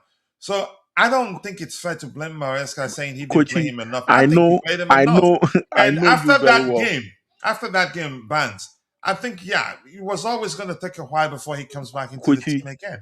But I that's my know you. opinion anyway. I know you very well. When it comes to fairness, you always want to be fair with your assessments and everything. I get that, but this is a situation everybody or most Chelsea fans were not happy with the way Maresca was handling his selections. And it was even interesting that Ganacho was even getting more playing time as compared to Hato and some other, players. Can you imagine Achampon had one of the best games against Liverpool? And the next thing we saw Badiashile or I think Tosin coming into a game causing us Achapong, his case is a fair argument. co- There were cause games that I expected him. I thought he'd be on the pitch for us, but that didn't happen. But Hato, yeah, I will defend him till tomorrow. There because are Hato, you could say reasons, you could say good enough reasons for him to that I believe led to the manager leaving him out in games we thought he'd start. the guy was new to the Premier League, and in order for him to acclimatize very well, he also need game time. But this is a situation the guy was not having enough game time. Sometimes he wouldn't be on the bench at all, and you don't expect him to do wonders. Look at the way Rosinia is bringing some form of confidence to this guy. He came in, he's using him, at least he's giving him some game time. He doesn't need 90 minutes to express himself for you to know how good he is. At least if you give him 10 minutes every time, if the game is very well, you manage it very well, and you give Hato 10 minutes every game, at the end of the day, this guy will know that, oh, I'm part of this squad. He's going to work extra hard and make sure that he gets into the first 11. But this is a situation, this guy will not even be on the bench. He doesn't play at all. By so doing, he's most likely going to be very rusty. And we all know how players need that time. They need that little time to, make sure that they stay fit, they get into the game, and they make the best out of it. But this guy wasn't getting the opportunity at all. And this is what Rosinia is doing. And Maresca, we believe a lot of people are assuming, they are speculating, but he was his own downfall. There were situations he could have done things differently. Look at sometimes the selection he will bring into a game. And when things are going so bad, this guy is not going to make any changes. He doesn't even give the talented players the opportunity for them to play. And some of these boys could have saved his job when he was here. And at the end of the day, he got the sack, which I was very happy about it, because if you were a coach and you think that you don't want to make changes even if the team is doing so bad, then I don't see how good you are as a coach. This is what Rosinia is doing. He wasn't doing. This Rosinia guy will read the game. If things are not going very well, he doesn't waste time. He will quickly make changes and it has been working for him so far. He has won like about 4 or 5 games ever since he came, or even more than that. And the game that he lost against the league leaders in a cup game. So what else are you expecting a coach for you to like mix young players up like that? A champion situation, Coachy, if this guy I mean, had given, I blame him for that one, but I yeah, don't think it makes by sense now, to like blame a him for champion would Hato's have been, playing time at the time. He gave him again. He did prove in it certain games, wasn't yeah, he enough, to be honest with trust you, him, Coachy. and until that awful out against Karabakh. But go ahead, what Yeah, you were saying. I'm saying that a champion situation, it wasn't enough for the young man. If you have like he had given a champion a lot of game time, because there were certain games we brought in Badiashile and Tosin, and it's never helped us. Why didn't you make a champion, one of the youngest players who has a lot of future with our football club, the opportunity to play even against Liverpool? He was one of the best players, and you ended up letting him sit on the bench. A lot of people were asking you questions. Why? Why is the Yeah. boy on the bench? I mean, he's You gone now. understand? I really, you can go ahead and talk about him, or I don't want to talk about him. I liked him, but then again, the manner, uh, things I heard, even before he was sacked, and a lot more of the stuff that I've heard after he was not sacked. Actually, he walked, and I still argue. And I will stop breathing on that hill that he used So, us to Kochi, polish his resume.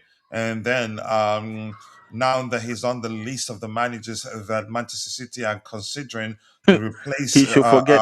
No, to replace Pep Guardiola, yeah, he wasn't. You could say it wasn't difficult for him to walk because yeah, Kochi, he's. I Mhm. can tell you that if Pep is not right, is not there in Man City, I don't see Maresca taking over that football club. I have to be honest with you, and I think Pep is not going anywhere. When Pep was not doing well at the beginning of the season, a lot of people thought he would just get the sack. But now he's just remolding the team. They are going through transition. They've brought in a Yeah, lot of new I think players. Pep he's going. Yeah, I and think he's he's getting going with things good. right. Yes, and he didn't outright deny the rumors linking Enzo Maresca with uh, you could say suggesting that linking Enzo Maresca with a move to Manchester City. He didn't deny it outright. He did say he's not a. Again, you know that sort of denial that when you watch the person. You can say when you listen to them respond to to a question or certain questions, you'd know that yeah, they're just full of it, in my opinion. But here's the thing: as I've told you already, I will stop breathing on that hill. That Enzo Maresca used us to polish his resume, and what it was easy for him to say, yeah, you know what, I'm done with you guys.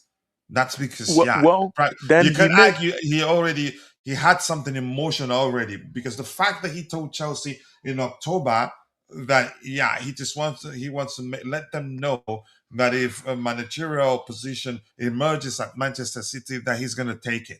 I'm, you know what? I just don't want to talk about him anyway. I loved But him and would have loved let's him say to this, remain our Kochi. manager, but yeah, he's let made his choice and he's gone. I let's don't say think, this. yeah. Let's say this. If he's expecting to join City anytime soon, I'm sorry. Pep Guardiola is somebody who is very passionate, and he loves doing whatever he's doing. Then At this time, you remember? I mean, you could say listen. No, I so think do you believe? Do you he's believe won Pep? everything. There's nothing left for him to win at City. No. Do you believe Pep? Do you think Pep will leave this coming summer? Why You not? coach? There won't be shortage of clubs interested in signing him. No. I can see Pep saying, you know what, I'm taking a break. The same thing You he think did so? leaving Barcelona. I think he did the same after leaving Bayern. At this time, I would say Pep is like one president in Africa. I don't want to mention him, but you know the country president I'm talking about. Mhm. Pep. Kochi, Pep is going to be here in the next 4 years, especially. No, Get, no. I'm Here's the thing. telling you, Here's the thing. Pep will leave Manchester City. That's my prediction at the end of the season. at this Especially, season, yeah, especially if City wins the Champions League or even the Premier League. I think the Premier League, but especially if he wins the Champions League, he would want to leave. And probably Pep, already they know when he's gonna leave. Pep, Pep Then he dream. wait, let me tell you this. He signed a new contract, right? Hmm. That was last year. I think last year So also, what's yeah. the length of his current contract? I'm not quite sure, but let's assume that is 5 years, or maybe you can check it up and No, see. I don't think it's up to 5 years. Let me check. You check and see. I just Pep know that the dream. contract extends beyond the end of the Pep, season, Pep. but to when? That's the question I'm asking. Chances are they already know when he's going to leave. Chances are Let's see what is going to happen. Pep will stay at City till the next World Cup, take Spain to the next World Cup, and resign as a like go on a retirement as a coach. You mark it on the wall. Pep is not leaving City anytime soon, especially him trying to build a new team with the likes of Semenyo, Cheki, and all those young guys. He's going to be here in Pep's the next okay. four Let, years. let, let's hear this. Pep signed a new contract, right? Hmm. Pep Guardiola signed a new contract with Manchester City in November of 2024, Okay, extending his stay until 2027.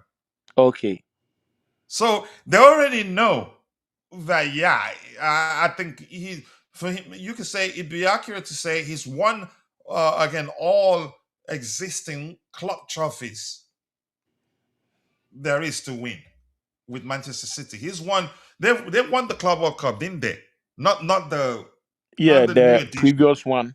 Yeah, exactly. So for me, what else has he not won with Manchester City?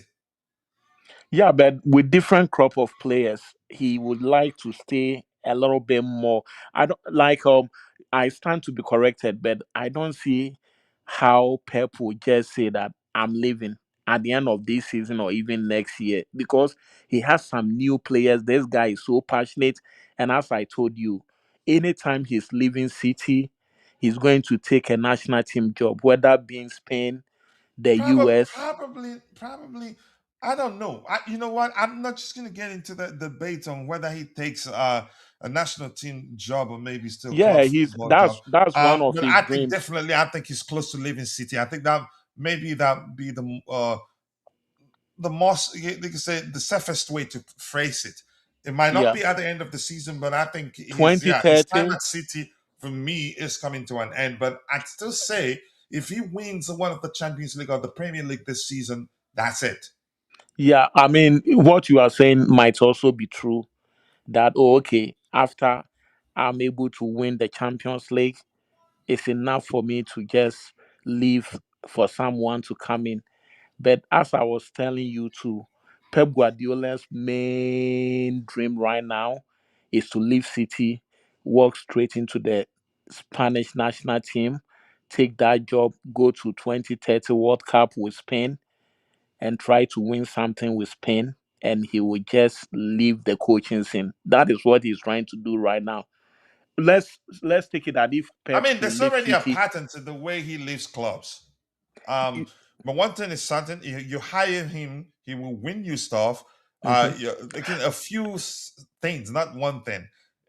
You will spend money, he will win you stuff. Bekochi, let me Yeah, ask you, if Pep should leave this summer, where do you think he will end up? I mean, let me just say this: if he leaves, there will not be shortage of clubs interested in hiring him. I think PSG might be one of those clubs. No, Manchester PSG, I United, don't think even they'll those get that rid of. already have managers, wouldn't mind sacking their current manager to hire him. Oh, they will sack Enrique. I don't know. Yeah, but here's the thing, but let's not get to that extent. My point is, I think he leaves, and let somebody here, John here, John 3504 says he has 2 years on his current contract. He will win this year and leave. And something as he says here, because, yeah, that's a pattern to the way Pep leaves clubs. And I Yeah, think I already said that. He will take a break first. That's his thing. He did the same when he left Barcelona. Did the same, I think he did the same when he left Bayern. And I think if he leaves City, he would take a break again and then come back firing on all cylinders once again. Probably, I don't know whether what he does is he takes a break, you can say look do for the some club. self-reflection, take note of aspect of his approach that he needs to improve. Because I don't, one thing you cannot say Pep. You can say since his arrival to the Premier League that he played the same way he played. His team played the same way his Barcelona team played. No, there are you could say a few recognizable differences. Or maybe he might end up in Italy. He hasn't It's a done. possibility, but what team do I think he would want to coach in Italy? Maybe Maybe you go to Juventus. Roma. He played in Roma. I did he play in Roma? But I think he's very picky. I don't think Roma. I don't think they have Have the the money? pocket. I don't think they have deep enough pocket to sign the sort of players he'd be Then it could be demanding. Inter. The only team right now that might compete. The Italians don't really buy a lot of players sometimes, so I don't know how Pep will accept any job. Because if Pep should accept any job, he expects you to sign more players. And I don't know any of the It's Italian nothing teams. to you can say. You can say they're all projects, but it's not into nurturing young players. He Mm, want ready-made players, and yeah. then uh, uh, he can maybe integrate some players from the club's academy. He does that very well. He's good at giving young players opportunities. Really, Unless these Arabians, some of these Arabians take one of the Italian teams and promise him of like some quality players, and he will end up joining maybe an Italian. and it might end up being Spain. Yeah, it's going to be Spain. Why? Hansi Flick for me. Yeah, he's not. You can say he's done well, but not really well. Pep might be open to going back to Barcelona. You never know. Or to one of the club. What's that club that? Correct me if I'm wrong. That I've heard his brother owns. What's the name of that club actually? Banks is disconnected. Hopefully he comes back. But that's by the way, this here about Romeo Lavia reads while sidelined. However, there were ways for Lavia to remember the feel of the football pitch and fine tune his decision making from center midfield. Whatever this means, it is. I mean, I'm not sure what to make of this. And as my friend and bro would say, he's a part-time player, really, but I like him. And again, I'm hopeful because he's still very, very young. And the second paragraph, Girona, yeah, his brother owns the club, right? But yeah, do I maybe again? I don't think the only reason I don't think he'd go there, they don't have the deep enough pocket to sign ready-made. You can say the sort of players that I believe. Uh, I don't know. I haven't watched them of late to see how they play. Whether they'd be able to easily adapt to his approach. But yeah, Girona was the his brother owns it. Is that correct?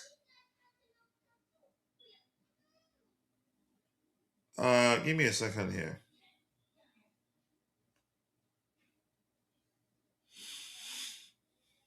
Interesting, but I think he leaves. If he wins one of Premier League or the Champions League, I think he's going to leave. I think probably they already know who's going to be their next manager. Maybe it is settled that it will most definitely be Enzo Maresca, which I think I'd still be again. I will stop breathing on that here. That he used us to polish his resume and was fine until yeah, it was clear that yeah, he has the higher chance of becoming a higher chance of becoming Manchester City's next manager than any other person. It is what it is. He's moved on. He's now an enemy. I don't want to keep talking about him.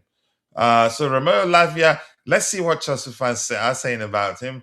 Ade says that that's quite impressive. Hope he gets back better. What's the second paragraph? Did I read the second paragraph?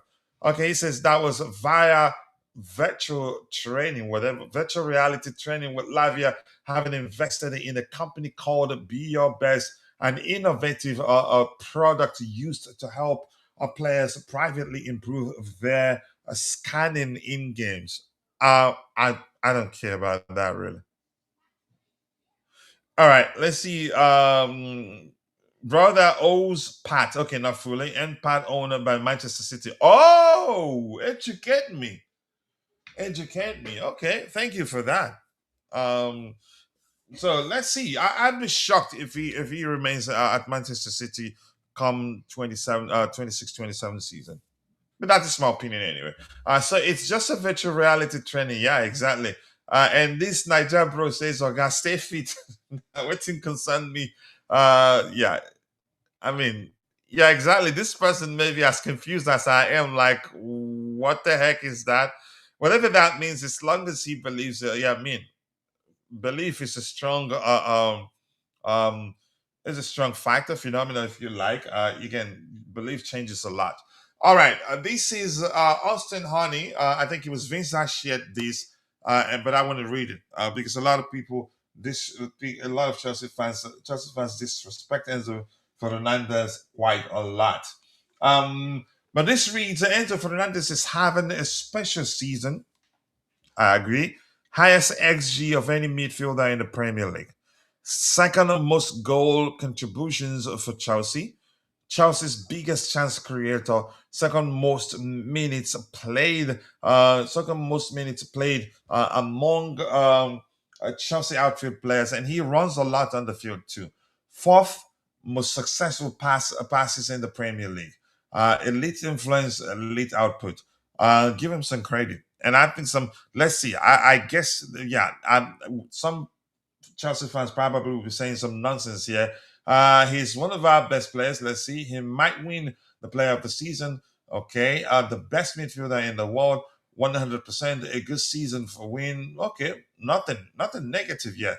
Okay. This first person says Famin Lopez Clares. Okay. Who are the other passes? Bala, yeah, okay. Only one negative stuff about him there right now. So let's go. News hunting time. I think it's time to go news hunting. Let's go. Do I need to go back? Yeah, I do need to click back. Hopefully it doesn't go blank and we're seeing white screen. But keep dropping the likes on the stream, people. The likes do go a long way. We've been streaming for 1 hour 37 minutes. Not a lot of viewers today. Yeah, because people probably busy discussing Champions League football. Let's see. Yeah, Inter Milan lost to Bordeaux. Bordeaux, that's the team that beat Man City. The same score line. The same score line, I think. Let me cross check. They were the same team that beat Man City the same score line. I think they went up 2-0. Man City scored one or something to let me check whether they beat Man City with the same score line.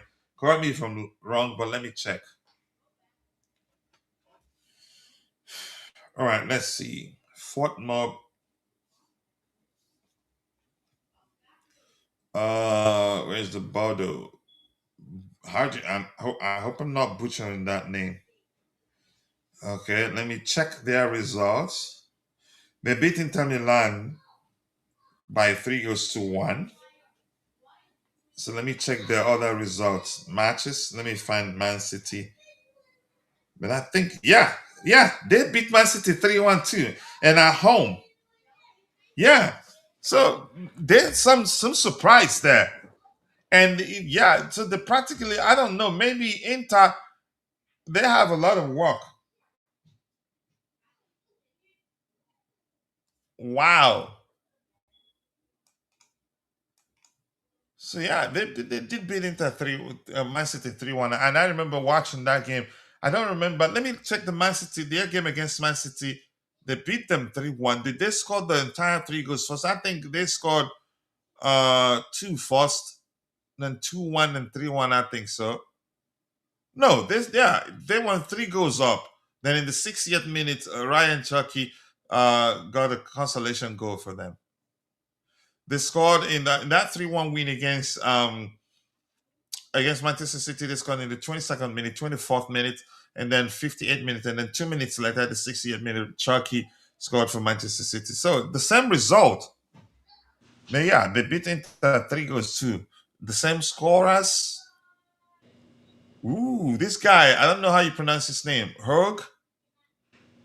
Yeah, two of the players that scored today scored against Man City, but there's one the difference. Yeah, two of them scored against Man City. Fett didn't score against Man City, but Hogue, how you pronounce that? Should I pronounce it Hogue? Scored a brace against Manchester City. Wow. And then Atletico Madrid drew 3-3 with a Club Bruges and Niger Boy Onyedika. This kid is growing. He scored in the 52nd minute. He's really growing, and he did well during the AFCON. So anything else here to address the Sassi? He's saying quite a lot right now. The Sassi, my situation before was a little bit crazy. For me, it is only a positive to be here. It feels great to be part of something. At Chelsea, in Chelsea, he says, the time was a little bit crazy, but my background helped me to get through. I think he's a very humble guy. Didn't complain. Trained with the academy. For me, I respect him for that, irrespective of whether I wanted him, you could say, a gun or not. So this year says JC Derry and Shim Noka were all involved in training today. I think those kids will get a chance under Rosinia because he likes to give kids a chance, even if it doesn't matter the size of the occasion. No, 3 first, yeah. Then it's a consolation goal. Yeah, thank you so much for correcting me there. I watched that game, just didn't just again quite remember how it panned out on the day. The Sansi Coachila would would drive me to the airport. I will wholeheartedly do that. I think we've addressed all this, and I want to go to Fort Mob. Let's look at Arsenal's result today. From two I was goals about down. to remind you that, Kochi, we need to talk about Arsenal. Yeah, another series, we another do need to series is talk about about to them. Yeah, end. go ahead, but I'll let you start. Knock yourself out. Listen, Coach, Kochi, this is hilarious. Like, I don't know how Arsenal fans are supporting this team without any trophy. The way they drop this I think point, the manager is actually the biggest trouble, their biggest you problem think right now. so? But go ahead. They don't have the winning I think mentality so. I know. because Tactically, for me, I think he lacks. When it matters, he starts fumbling it. But go ahead, what you're saying. Sorry, I apologize for cutting you off.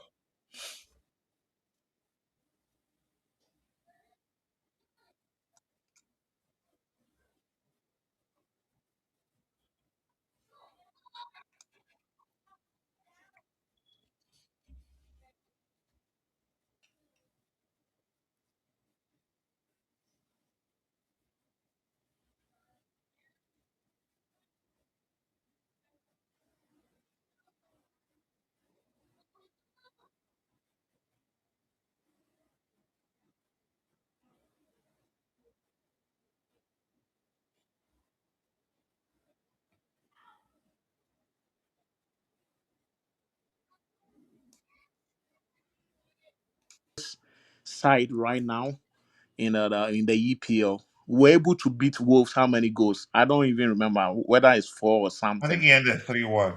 We Yeah. had the bad second So, half. so what happens for you to go out there and drop a point like that, especially I if mean, you have? in all honesty, football doesn't work like that. I know that, but I think Wolves are wounded lions. But if you compare the two sides, come on, Kochi, there is no way Arsenal team should allow themselves. I don't think they want to win the EPL, to be honest with you, because this was a game they should have won and go straight to 7 points. At least if you have 7 points, you are a bit safer. But now that is 5 points intervals, how are they going to? I mean, they still have a game in, I think, Etihad, and they have an And upcoming game. they'll still play us. Yeah, they are going to play us. Since you've shown us your weakness, we are also coming to the Emirates, especially you beat us in Emirates in a very last minute. This time around, we are coming with more fire and make sure that our worst result should be a draw. So when we are able to draw with you, we get 6 points. there are other teams that are going to cancel you, and I don't think they stand a chance of winning the league. To be honest with you, and I don't know how many matches left. I think it's 12 or maybe less I than mean, 12 it's games. You again, know, you can't. They're still top in the table, irrespective of what happens after the City games. Like I say, the outcome of the City game, they still be top in the table, but the gap will reduce. But it's not looking good. They've looked let's shaky not when you forget that they expect them have to blow the opposition away. They've the looked very shaky in those games. Coachy. You want us to look at their remaining games, both City and Yeah, we will. Arsenal. We will in a bit. But I just wanted us to look at. Let me go back to the presentation window. Okay. And let me see what Drew say anything new? He just okay. Drew just talked about the CC. Yeah. Give me 1 second. Yeah. All right, we have Chelsea. Okay, John 3504 said Chelsea will give Arsenal the real dagger on the first of March, and they'll still play. They're gonna play Tottenham with a new manager. I know. I know. New We'll talk manager. about new manager bounce. So I mean, it's tough. It's gonna be tough, few games for I them. think they also have to play with Aston Villa and Everton. I'm not sure. Let's go. Let's go. Let's pick them here and click them. But that game, I was going to look at it. Actually, Wolves outperformed their XG on the day. You can argue Arsenal to some extent they were unlucky, but they didn't create too many, in my opinion. And yeah, so let's look at Arsenal here. Their fixtures. Let's click on it. Hmm. Yeah, they've been dropping points. Like, drew That one is one with. crazy. At a Mhm. point, I think they were like 17 points or maybe almost 20 points from the second team. Hmm. Yeah, let's see here. Give me a second. What happened? Okay, there you go. So this is their fixture. Their next game, February 22nd, they play Tottenham, and it's going to be difficult because here's the thing. Irrespective of the fact that Tottenham, they've been so poor in the league Hmm. and they've been excellent in the Champions League. Yeah, But change of manager changes a lot. a It lot. changes the player mentality Hmm. changes because every player will be at their best. They give And more the, than the one manager one who is fifty going there percent. is very Yeah, tough guy. to impress the new manager. Plus the change in approach means Arteta he will be startled a bit. Hmm. He doesn't know more about Uh, this manager. yeah, but go ahead with what you're saying before we look at their fixtures. Yeah. Yeah, I said that the manager that is coming in, I don't think Arteta know much about Tudor, and it's going to be a bit, a very difficult game for him. And Tottenham, they just want to get the right result, especially after they sack Thomas Frank. So I think it's over for us now. If I can see the remaining fixtures, then I can just make a conclusion as Yeah, I to have it what on the is. screen. So they Mhm. will play Tottenham on the 22nd. Then on March 1st, they will play Chelsea. I Mhm. guarantee, I think the worst we'll get from that game would be a draw. A I draw. don't see Hmm. us losing that game.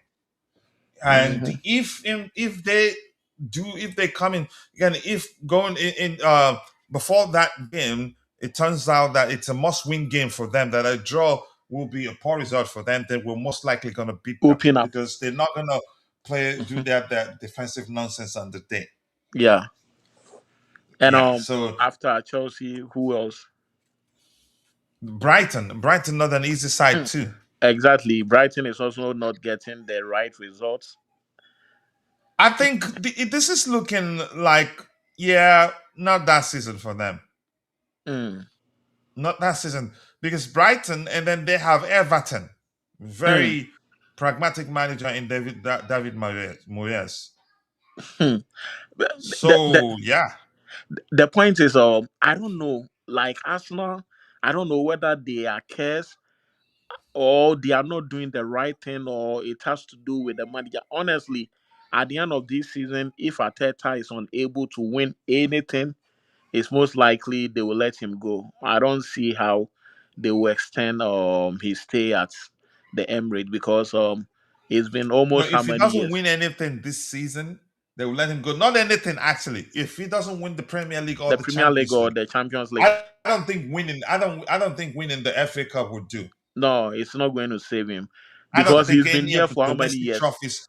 He's been If here it for is not like the five Premier years. League or the Champions League, I think that'd be it. I think they will Yeah, probably say bye, Felicia. he's been here 5 years, and after 5 years, if you are unable to win the Premier League or the Champions League, they cannot consider you to be an elite coach, and obviously they will get rid of him because this is so ridiculous. To be honest, I'm not an Arsenal fan, but they have every right to be very mad about this result, especially playing with Wolves.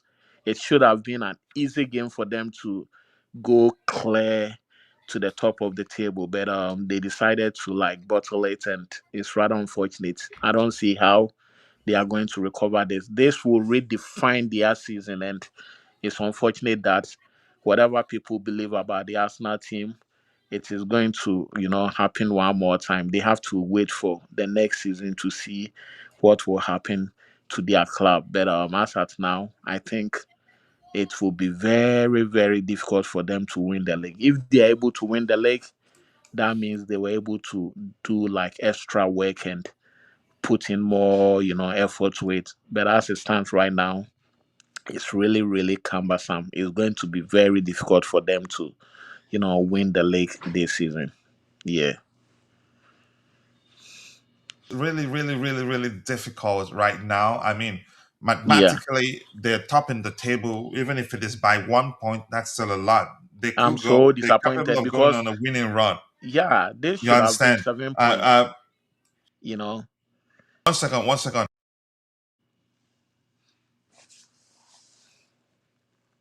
Go ahead, bro. Go ahead. Sorry. Yeah, I said this. Sometime I'm monitoring the kids, and it's Oh, not okay. been easy. Go ahead, bro. I said there should have been like 7 points, clear lead, and bottling it like that is just heartbreaking for the Arsenal fans. But as a Chelsea fan, I just want to see them suffer and cry all the time because I don't like the way like sometimes their fans want to believe that their team is better than ours, especially on social media. The way they carry themselves is so ridiculous. So I would just love them to, stay where they are. Know that in London there is only one club that is better than the rest, which is Chelsea. And I think they've done the unthinkable. There is no Hmm. way they can recover from the harm that they've caused today. And I don't know what is going on with Arteta because every season, like I think 2 or 3 years ago, I've forgotten the year they were just poised to win the league. We ended up, messing it up for them by allowing I think Liverpool to beat us or so. So this time around, we also have to throw the dagger. Like we should just mess it up for them when we meet them in I think March 2nd or so. We have to go out there and just cause havoc. As it stands right now, it's over. I think City stand a big chance of winning this league. To be honest with you.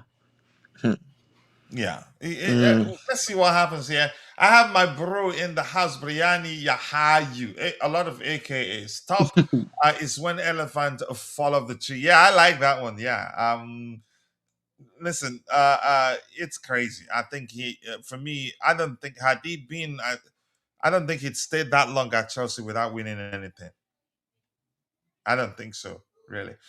So what do we have here? People, once again, go check my sister's YouTube channel. Be sure to subscribe and let you know I sent you. And then Brianni repping hard.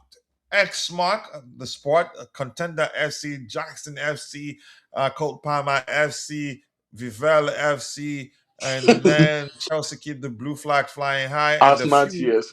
yeah, and the few that I cannot remember. But it's all love. I really do. You should see him. I got tired. I said, I'm not changing. I'm not updating that command again.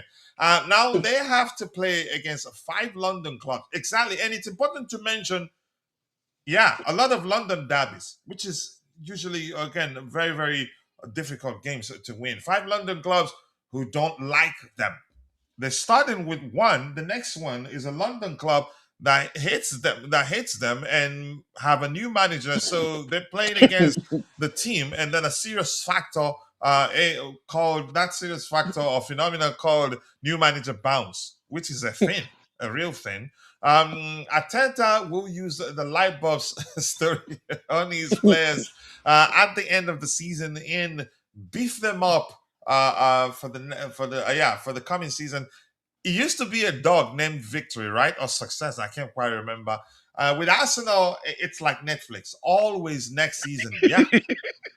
And which is why I think the last time we talked about that, I told them, if you can, we go again, we go again. If you go again all the time, then maybe you have diarrhea. Maybe. So look at it. Yeah. One London club here, Tottenham. Then they play Chelsea. Where's the other London club? Maybe let me go to the end of the season. Let me see. Okay. They still have Man City in the league too. They have Fulham, yeah, a London club. My goodness, West Ham United, they're not winning it. Crystal Palace too. They're not winning this. They are not winning this. Chances are, from this one down here, we see draw. Let's In not all of them. forget those teams are trying to avoid relegation. They are not going to make it easy for you. West Ham is trying to avoid relegation. Crystal Palace is also out there. Fulham, nah, they should They're forget not it. winning it. They're not. It just doesn't. Again, it's just my opinion, but dang it, that's some fixtures right there. Over Oh against my Wolves. word, look at it. Manchester City, they still have West Ham United, Crystal Palace, and that's towards the end of what's his name, Glesner's time as Crystal Palace's manager, and would want to go out, yeah, with a win. Yeah, it's My crazy. goodness, so it's not going to be easy for them. It'd be a miracle if they end up winning it, really. What about City? City got who? Okay, let's look at City's fixtures. Let's do this. I think City. I think it'd be accurate to say they have much easier runs there, but let's go. Let's If they click have the to. likes of Burnley and all those, then and Wolves and all those, that means they have the upper hand. You know. Oh, I didn't know Doku out injured, Erling Haaland out injured too. I think they're better without Haaland. Yeah, Semenyo and Czechia are doing a good job, so I don't think it's going to affect them that much. No, I don't think so. So they have Newcastle United league game, Leeds United league game, Mm. Nottingham Forest league game, then and then West Ham United league game, Crystal Palace league game, Arsenal league game. I think this thing is theirs to lose really. Wow, And it's then Man it's City it's still like have Chelsea, they have Arsenal, but you could argue they they have have a much Chelsea. they have much easier fixtures in my opinion. It's like they are going to play some of the teams Arsenal will be playing, so it's Yeah, going yeah. to interesting. Hmm. I, I think the winner is going to go all the way to the final games. The final day games will determine the EPL champion. That's what I see. Really? Yeah, I think so. We can't determine after the last but one game or last but two game. It's going to go all the way to the final game, maybe with a point or something. The way things are going, hey Arsenal, I don't know the next series for next season.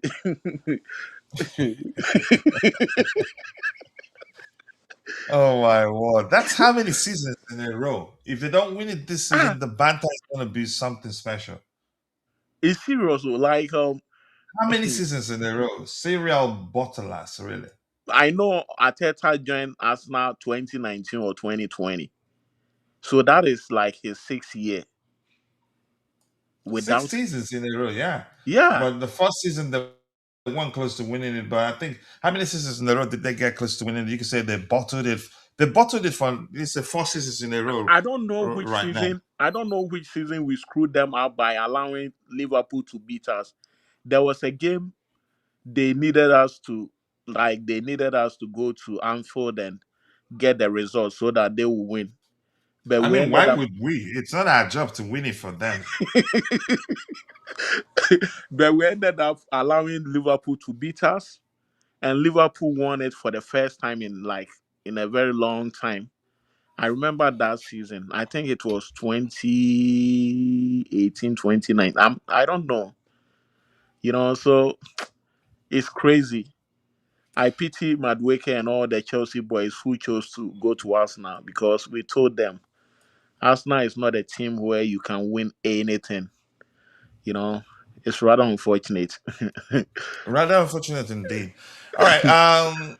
Here we have CFC shed keep the blue flag flying high. My bro again says, I can tell you we will be throwing the game against City so they can get ahead of Arsenal.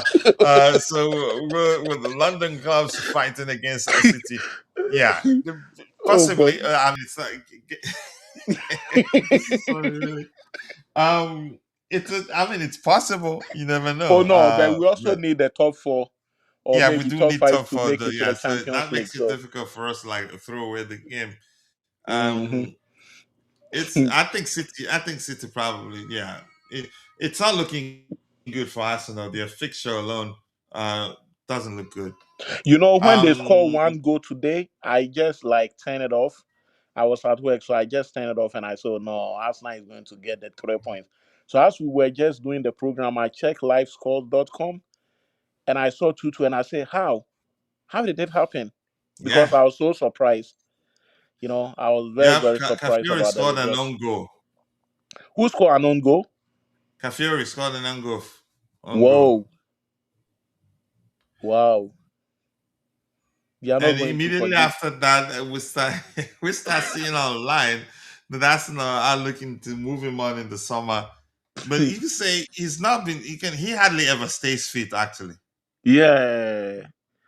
Whenever he's fit, I think he's not that bad because he has had his moment with Arsenal's, and I don't know how this is going to affect him in their subsequent games because this is something the Arsenal fans are not going to forgive him if they are not able to win the league because it was one of the easiest game they should have gotten the 3 points and they just throw it out. So bad. So bad. I'd move him on too. Honestly, I would move him on too because he doesn't stay fit consistently. Mm. Yeah. He's never. I can't remember Chelsea was him. linked. I can't Ch- remember him being fit or staying fit for a prolonged period of time. But go ahead, what you're saying. I said he was linked with Chelsea the time he moved to us now. Yeah, He but we was opted to sign seriously, Viega at the time rather. Yeah. yeah, we were seriously going to sign him. I mean, in terms of again, they're similar in terms of their versatility. Both are able to play a center back, left center, fulfill the left center back role, or play left back role. Wow. That that's something they have in common. Um, yeah, so thank you for that, bro. I appreciate that. At this point, it's always anything but Arsenal. Yeah, exactly. Okay. Yeah, 6 years and it's just one trophy.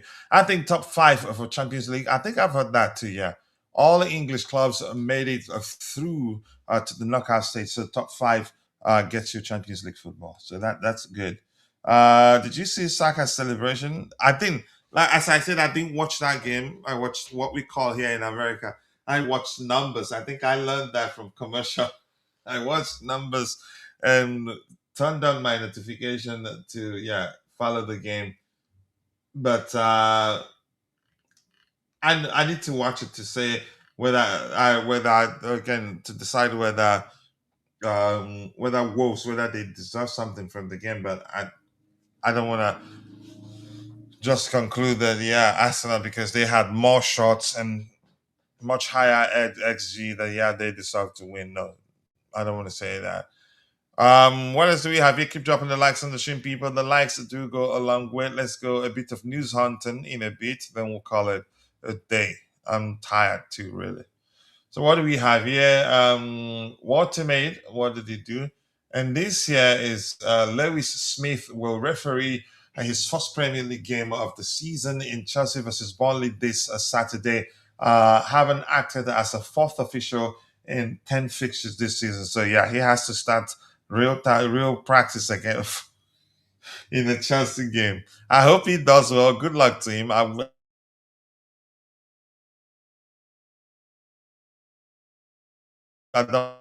God for the day. I don't want that to happen. Probably. I don't know whether he'd be nervous. I don't know him, but Jesus Christ. So his first game will be to officiate a match that Chelsea will be playing. All right, give me a second here. Let me check. What do we have? All right, but more likes, people. More likes. Keep dropping the likes on the stream. The likes do go a long way. How many likes do we have? Not a lot. 24 likes, but we can do a lot better than that. And Brianna here says, I don't know. My screen is acting up again.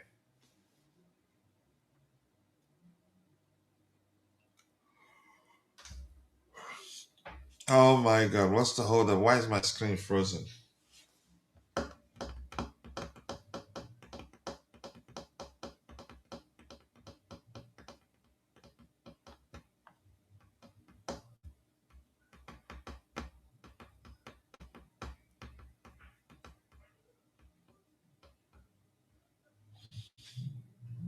Come on, where is this thing? Why is it frozen? Jesus Christ. Has it got to do with your machine or is the application?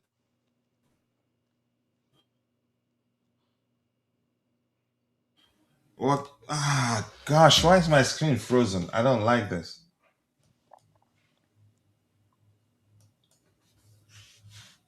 Oh my word, why is my screen frozen?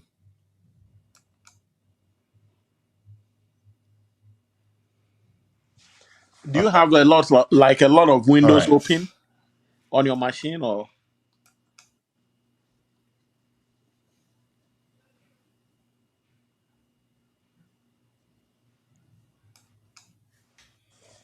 Oh my gosh, what's going on here? Come on!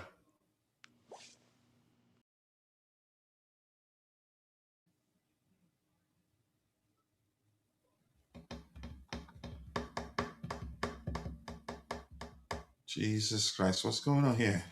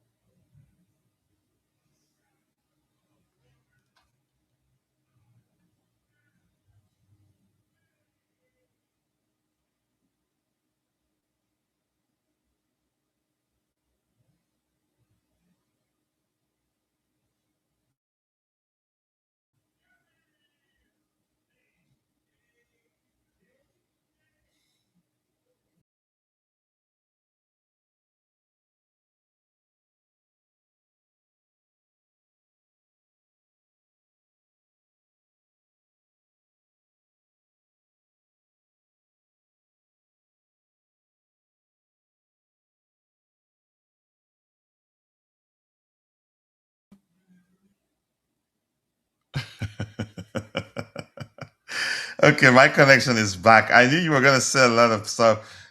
So he says Saka was only seen limping after the result became 2-2 draw. He was fully fit when he was 2-1, when they were winning, when they were 2 goals up, and all that. That's very funny. I like that. You need to ask Arteta for the light bulb to defrost. Yeah, maybe I need it. I mean, he's not good enough, in my opinion. For the referee, good luck to him. I want him to do well, and I'm not just going to get concerned for the sake of it. It's his first, I think, first official match he will officiate in the Premier League. After, let me read that again. Yeah, having acted as a fourth official in 10 matches. So yeah, give him credit. All right. Anything else here to talk about? Bans, any other topic you want us to talk about? Oh no, so far Because I don't think there's a lot to talk about in I terms of think news. so far we've talked about everything, and I don't think I have anything right now. Yeah, then tomorrow we'll definitely look at our next game, and then we'll do Whom are we likely going to play with after the knockout stages, the playoffs? I think it should be Monaco or PSG. I think so. Is it? Again? Yeah, I Holy think it should moly. be Monaco or PSG. Let me ask. The, Chelsea likeliness to likely opponent in the round of 16. if it's PSG, then that game will be fireworks, man. That will be a red card.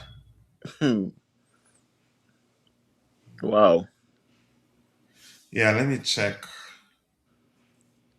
And the reason why this Norwegian team are beating all the big guys, their stadium looks very small. Like, that kind of championship size stadium where you go and things are not going the way you want it to go. So Mhm. they are like using a lot of advantages. They take advantage of big teams, and they are winning most of their games. And I think they are one of those dark horses.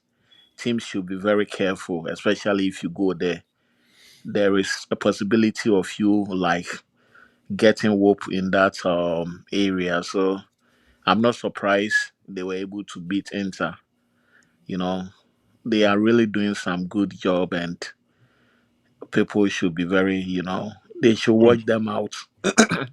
So this just quickly, this say we could play Paris Saint Germain. It could be Newcastle United, AS Monaco, or Karabakh. Wow. Ah, Yeah. why So why don't we have like Newcastle? yeah, go ahead. What you were saying. Sorry. Yeah, so I said this Bodo team, they are really, really doing very well, especially most teams are most likely going to draw points or they are going to lose when you get to their stadium. It's a very small club, and if you are a big side with a very big stadium, you see how like the fans can sometimes intimidate you. You are very close to the fans. The way the stadium is built, it's most likely going to distract you, and they are taking advantage of that, and it's working for them. So people should just watch out. They are the dark horses in this Champions League, and I don't know if other teams are going to fall victims. But so far so good. They've beaten Man City, beaten Inter Milan. They are writing a statement, and it's most likely they can beat any other side. So all the teams should be very, very mindful if they go to Norway for that, encounter. And I suspect that maybe they can go through when they go to Italy, unless Inter are able to beat them like maybe 2 goals to 0 or maybe 3-0 for them to qualify. But as it stands right now, they stand a chance of going through to the next stage of the competition. Mhm. Yeah. Yeah, I do need to ask Arteta. Let me see. Anything else? Chelsea players were told to report back to the training ground on Wednesday morning for their first full session before facing Burnley. Some returned on the Tuesday to begin doing their own fitness workout. Okay, good to hear. We want them back on time. Lavia now nearing the end of his detailed rehabilitation program following Chelsea's meticulous plan to get their midfielder back on the pitch and hopefully for good this time. I hope so. I hope again. I mean, it's doable. Look at Rhys James. I don't remember when the last time he got injured. If anything, I remember. I think he was ill. That's yeah. So this year, Alex Cook says I don't see a scenario where Nicholas Jackson, is reintegrated into the Chelsea first team. I think they will look to sell him in the summer, but probably will have to accept a much reduced fee. Bance, I wanted to ask you now. I get it. Uh, Mhm. I don't know. Nicholas Jackson could come. coming back to Chelsea, that will work. Well, let's not forget that at a point in time, Chaloba had a similar situation, and he was lucky he came back, or he I'd was say Chalobah's case is different. He was open. You, But as you said, Kochi, if the Jackson's manager is saying something as a spokesperson, we've not heard anything from Jackson, and we don't know the behind talks between Jackson and Rosinia, and maybe the way Rosinia carry himself. and the rumors suggest that he's actually spoken to Jackson. Exactly. Probably he might like the guy. So everybody should just wait and see what happens. The social media statement on all of those is not going to help in a way. If Jackson comes in, the coach watches him, and maybe he takes him to off like training tour, and at the end of the day he feels like he wants Jackson to be back at Chelsea.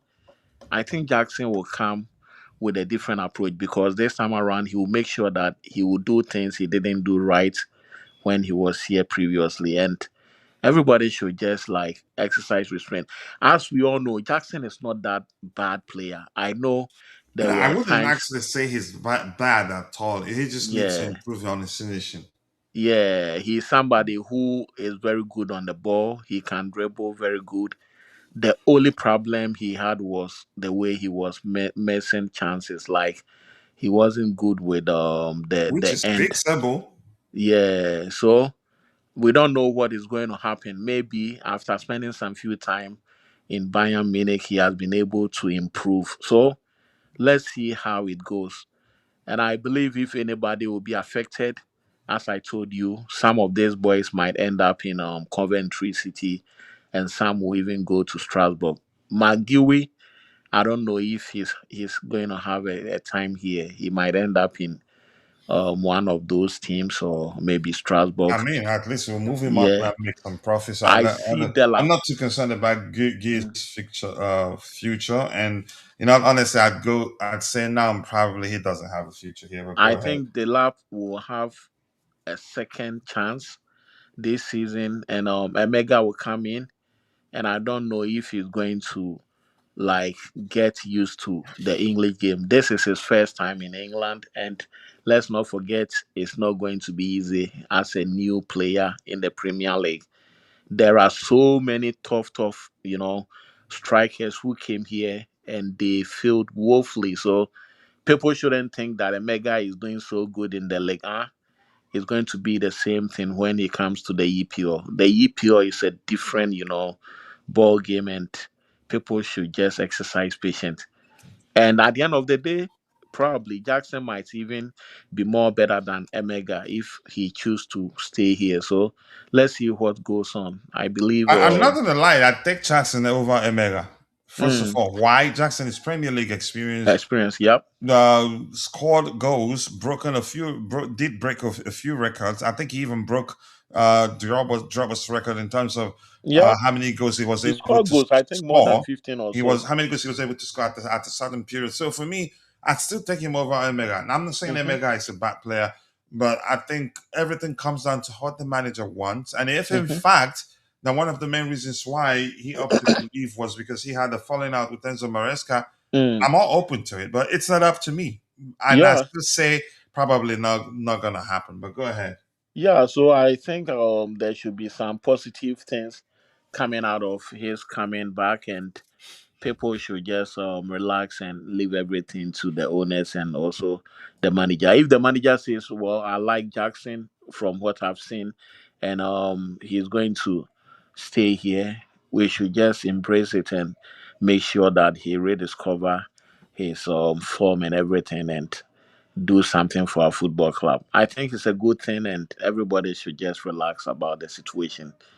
I believe, I'm relaxed really. yeah, If we decide, if we made up of my mind, if we made up our minds to move him on, we're fine. Still, we have but Joao the Pedro, we point. have the lab, and Emega is coming. Yeah, the problem with Chelsea supporters is sometimes people just comment with emotions, and if Jackson is somebody they don't really like, they will say that it's not a good idea for Jackson to be here. Others will also say that, well, it's a good idea. So at the end of the day, we are all one Chelsea. Let's leave everything to the manager. If the manager thinks he's good and he wants him to be here, we all have to be on board and support the guy. At least I never heard Jackson saying anything bad about our football club. It's all about, statement coming from other people. He didn't say anything like the way Lukaku did. So we should all just embrace it, make sure that he comes back and do something for us. Yeah. Yeah, well, let's see what happens Mhm. here. He says, but I thought Jackson also said he kept the receipt. I don't know. I remember seeing something to that effect, but here's something I want to say. We didn't hear a lot. From him. Again, we didn't hear anything actually directly from From Nicholas mhm. Jackson. It was all hearsay. And I It don't was think all he hearsay. pushed. Nothing on his social media Did he change suggests that you could say, he was having to go a dig at the club. If anything, we heard quite a lot from his agent. did he change Jackson actually his didn't club? say much. Did he change his club from Chelsea to Bayern Munich?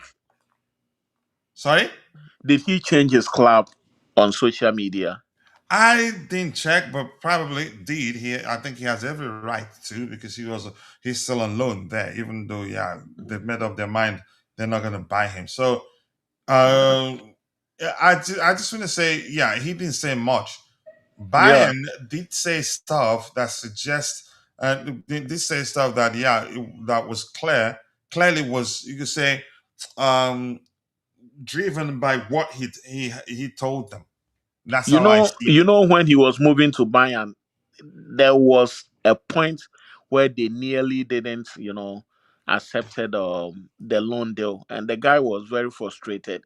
So me, I just want to put myself in his shoes. If you are somebody who used to be number one player at Chelsea and you were going through something like that, obviously you might come up with your own, statement and other things. And the Jackson manager was also getting frustrated about the whole thing and he was saying things. We shouldn't take him that seriously. We need to take Jackson serious because he is somebody who is working for us, and I don't think people should read a lot of meanings to whatever has happened over the years.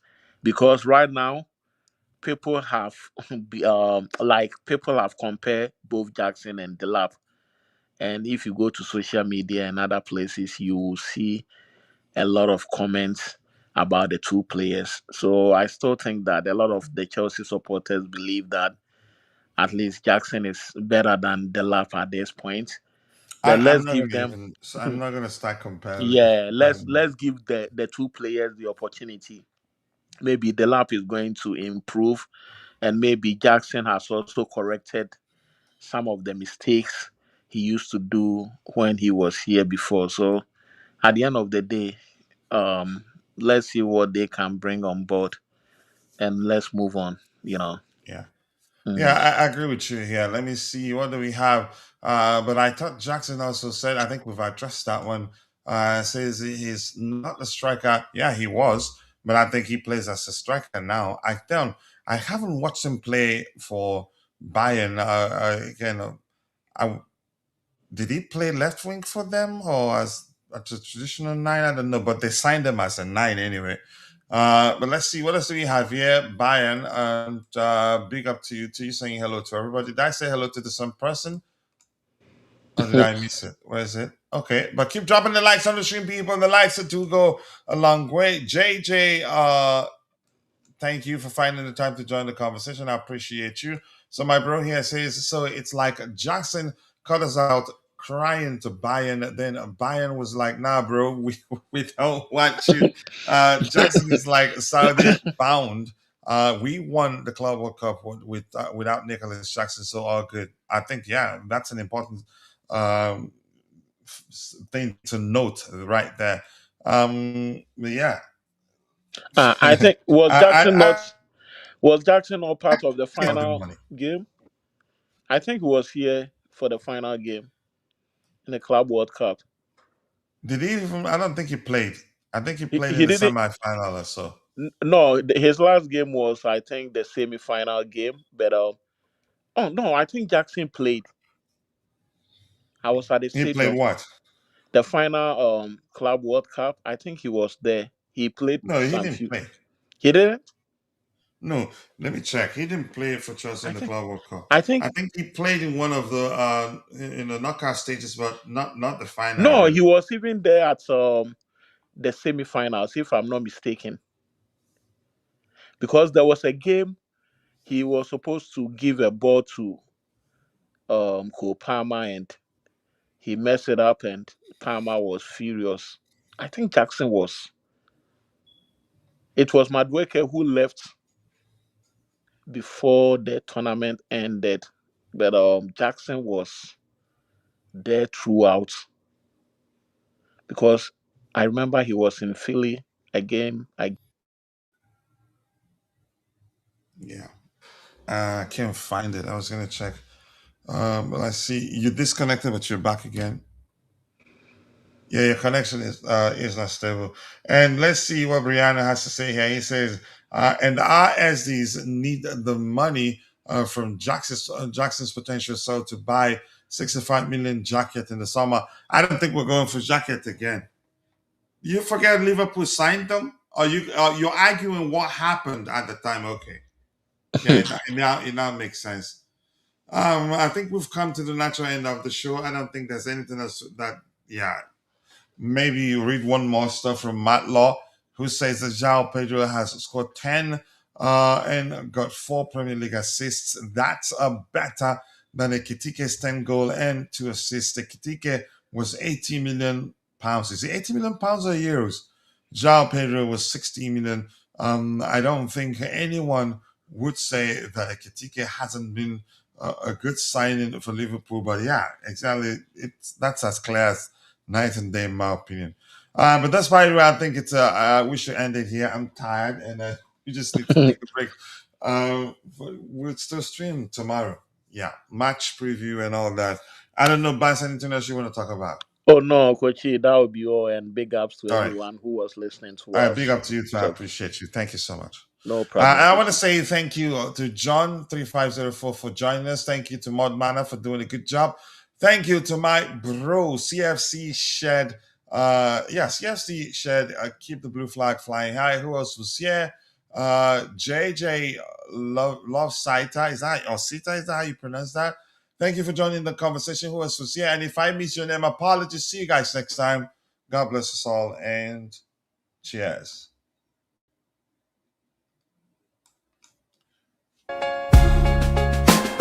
Chelsea, the dream keeps us strong. Through every challenge, we rise never wrong. With every goal, we fly, hearts on fire. The passion unites us, takes us higher. Keep on singing, support never fades. Together we stand in this blue brigade. Tonight is our night. For Chelsea we stand. Oh yeah. The blue flag flying high, fly high.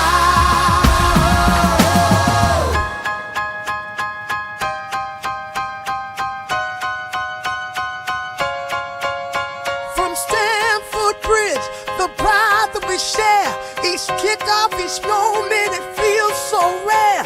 With faith in our hearts, we chase the dream.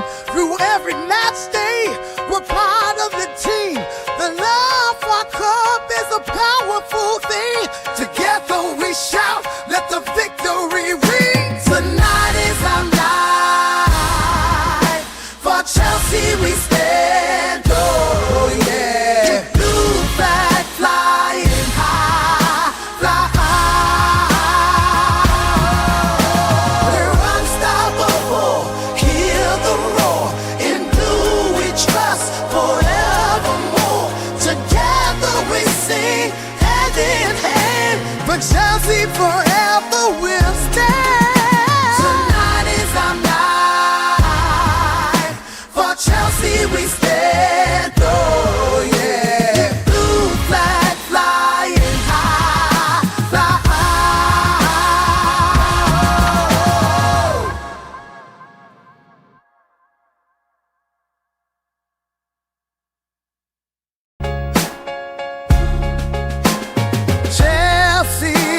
the dream keeps us strong. Through every challenge we rise, never wrong. With every goal we fly, hearts on fire.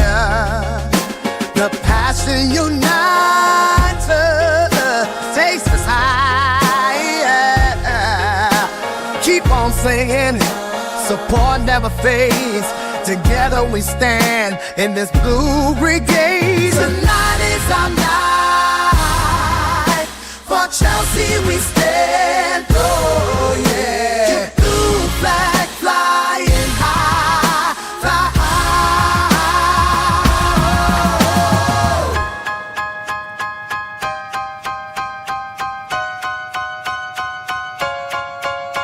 From Stamford Bridge, the pride that we share. Each kickoff, each moment, it feels so rare. With faith in our hearts, we chase the dream. Through every match day, we're part of the team. The love for our club is a powerful thing. Together we shout, let the victory ring. Tonight is our night. For Chelsea we stand. Oh yeah. Blue flag flying high, fly high. We're unstoppable. Hear the roar. In blue we trust forevermore. Together we sing hand in hand. For Chelsea forever we'll stand. Tonight is our night. For Chelsea we stand. Oh yeah. Blue flag flying high, fly high.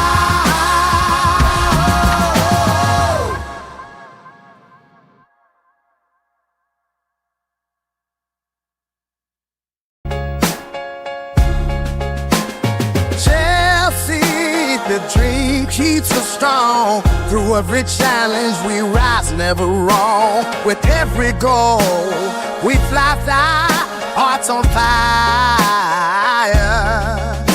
The passion unites us, takes us higher. Keep on singing, support never fades. Together we stand in this blue brigade. Tonight is our night. For Chelsea we stand. Oh yeah. Blue flag flying high, fly high.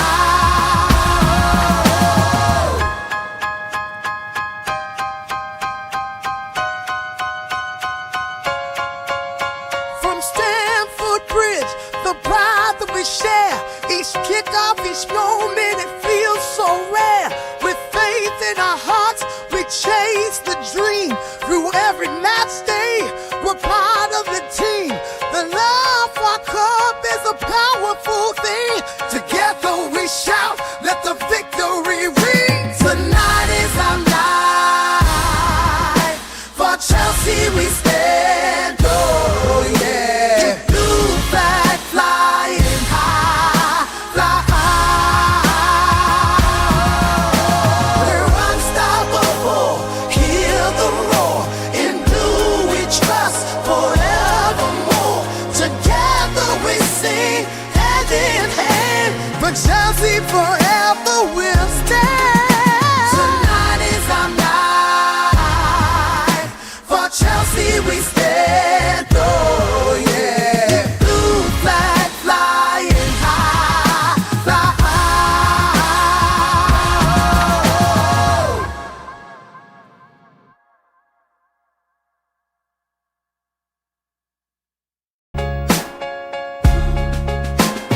Chelsea, the dream keeps us strong. Through every challenge we rise, never wrong. With every goal we fly, hearts on fire. The passion unites us, takes us higher. Keep on singing, support never fades. Together we stand in this blue brigade. Tonight is our night. For Chelsea we stand. Oh yeah. Blue flag fly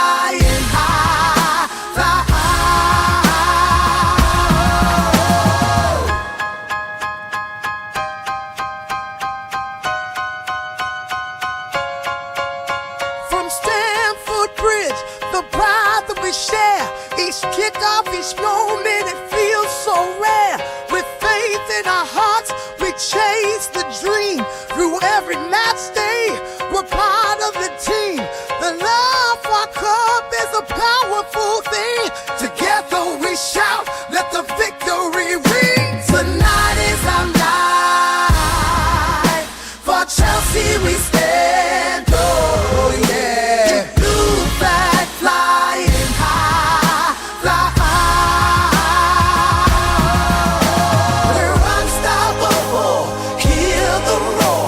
In blue we trust forevermore. Together we sing, hand in hand. For Chelsea forever we'll stand. Tonight is our night. For Chelsea we stand, oh yeah. Blue flag flying high, fly high.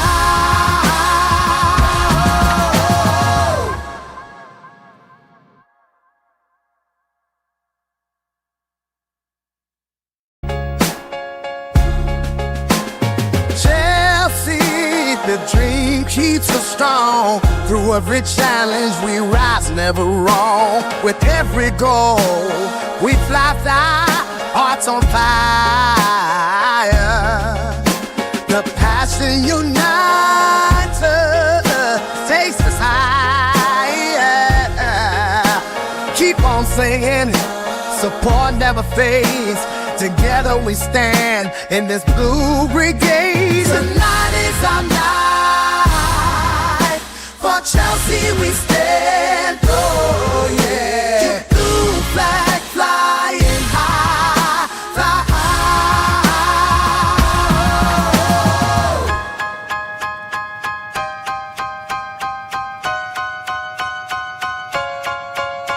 From Stamford Bridge, the pride that we share. Each kickoff, each moment, it feels so rare. With faith in our hearts, we chase the dream. Through every match day, we're part of the team. The love for our club is a powerful thing. Together we shout, let the victory ring. Tonight is our night. For Chelsea we stand, oh yeah. Blue flag flying high, fly high. We're unstoppable, hear the roar. In blue we trust forevermore. Together we sing, hand in hand. For Chelsea forever we'll stand. Tonight is our night. For Chelsea we stand, oh yeah. Blue flag flying high, fly high.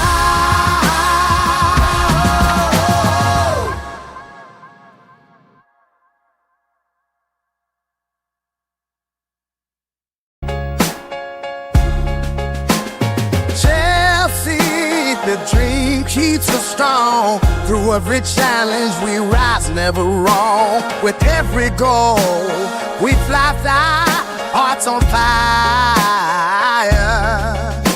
The passion unites us, takes us higher. Keep on singing, support never fades. Together we stand in this blue brigade. Tonight is our night. For Chelsea we stand, oh yeah. Blue flag flying high, fly high.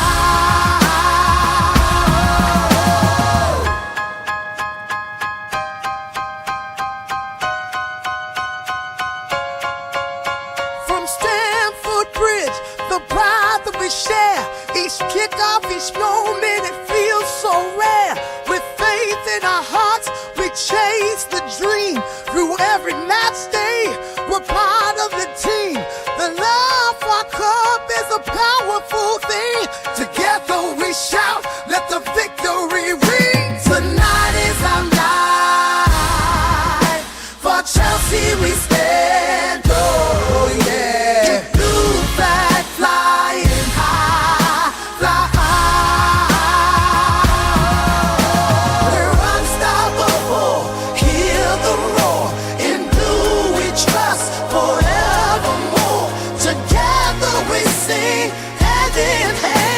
but Chelsea forever will stand. Tonight is our night. For Chelsea we stand. Oh yeah. Blue flag flying high, fly high.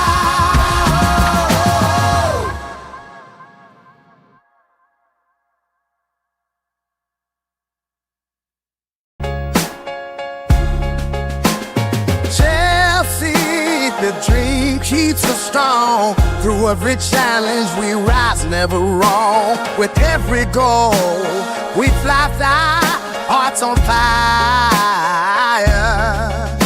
The passion unites us, takes us higher. Keep on singing, support never fades.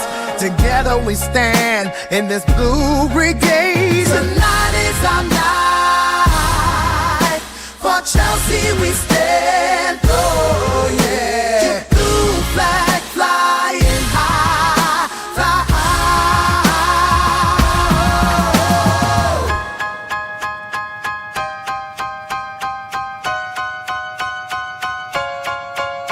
From Stamford Bridge, the pride that we share. Each kickoff, each moment, it feels so rare. With faith in our hearts, we chase the dream. Through every match day, we're part of the team. The love for our club is a powerful thing. Together we shout, let the victory ring. Tonight is our night. For Chelsea we stand. Oh yeah. Blue flag flying high, fly high. We're unstoppable, hear the roar. In blue we trust forevermore. Together we sing hand in hand. But Chelsea forever will stand. Tonight is our night. For Chelsea we stand. Oh yeah. Blue flag flying high, fly high.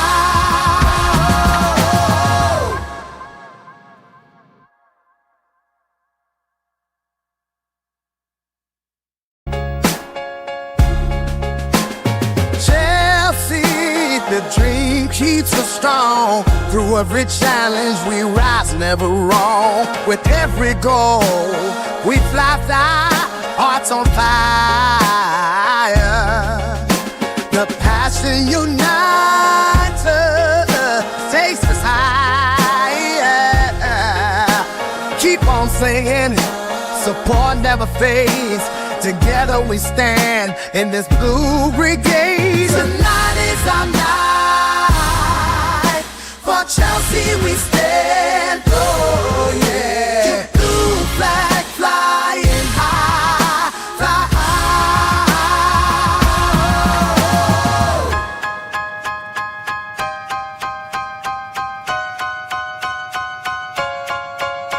From Stamford Bridge, the pride that we share.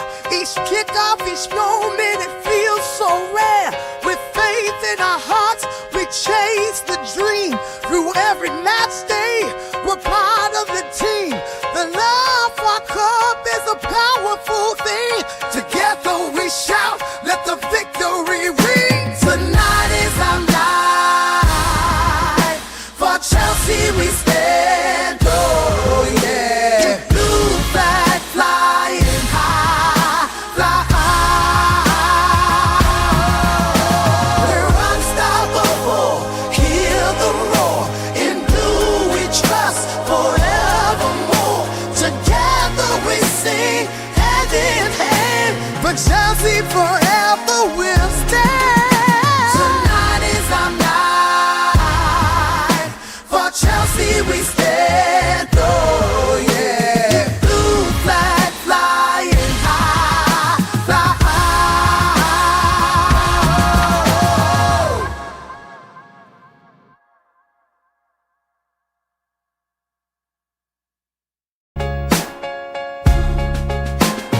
Chelsea, the dream keeps us strong. Through every challenge we rise, never wrong. With every goal we fly, hearts on fire. The passion unites us, takes us higher. Keep on singing, support never fades. Together we stand in this blue brigade. Tonight is our night. For Chelsea we stand.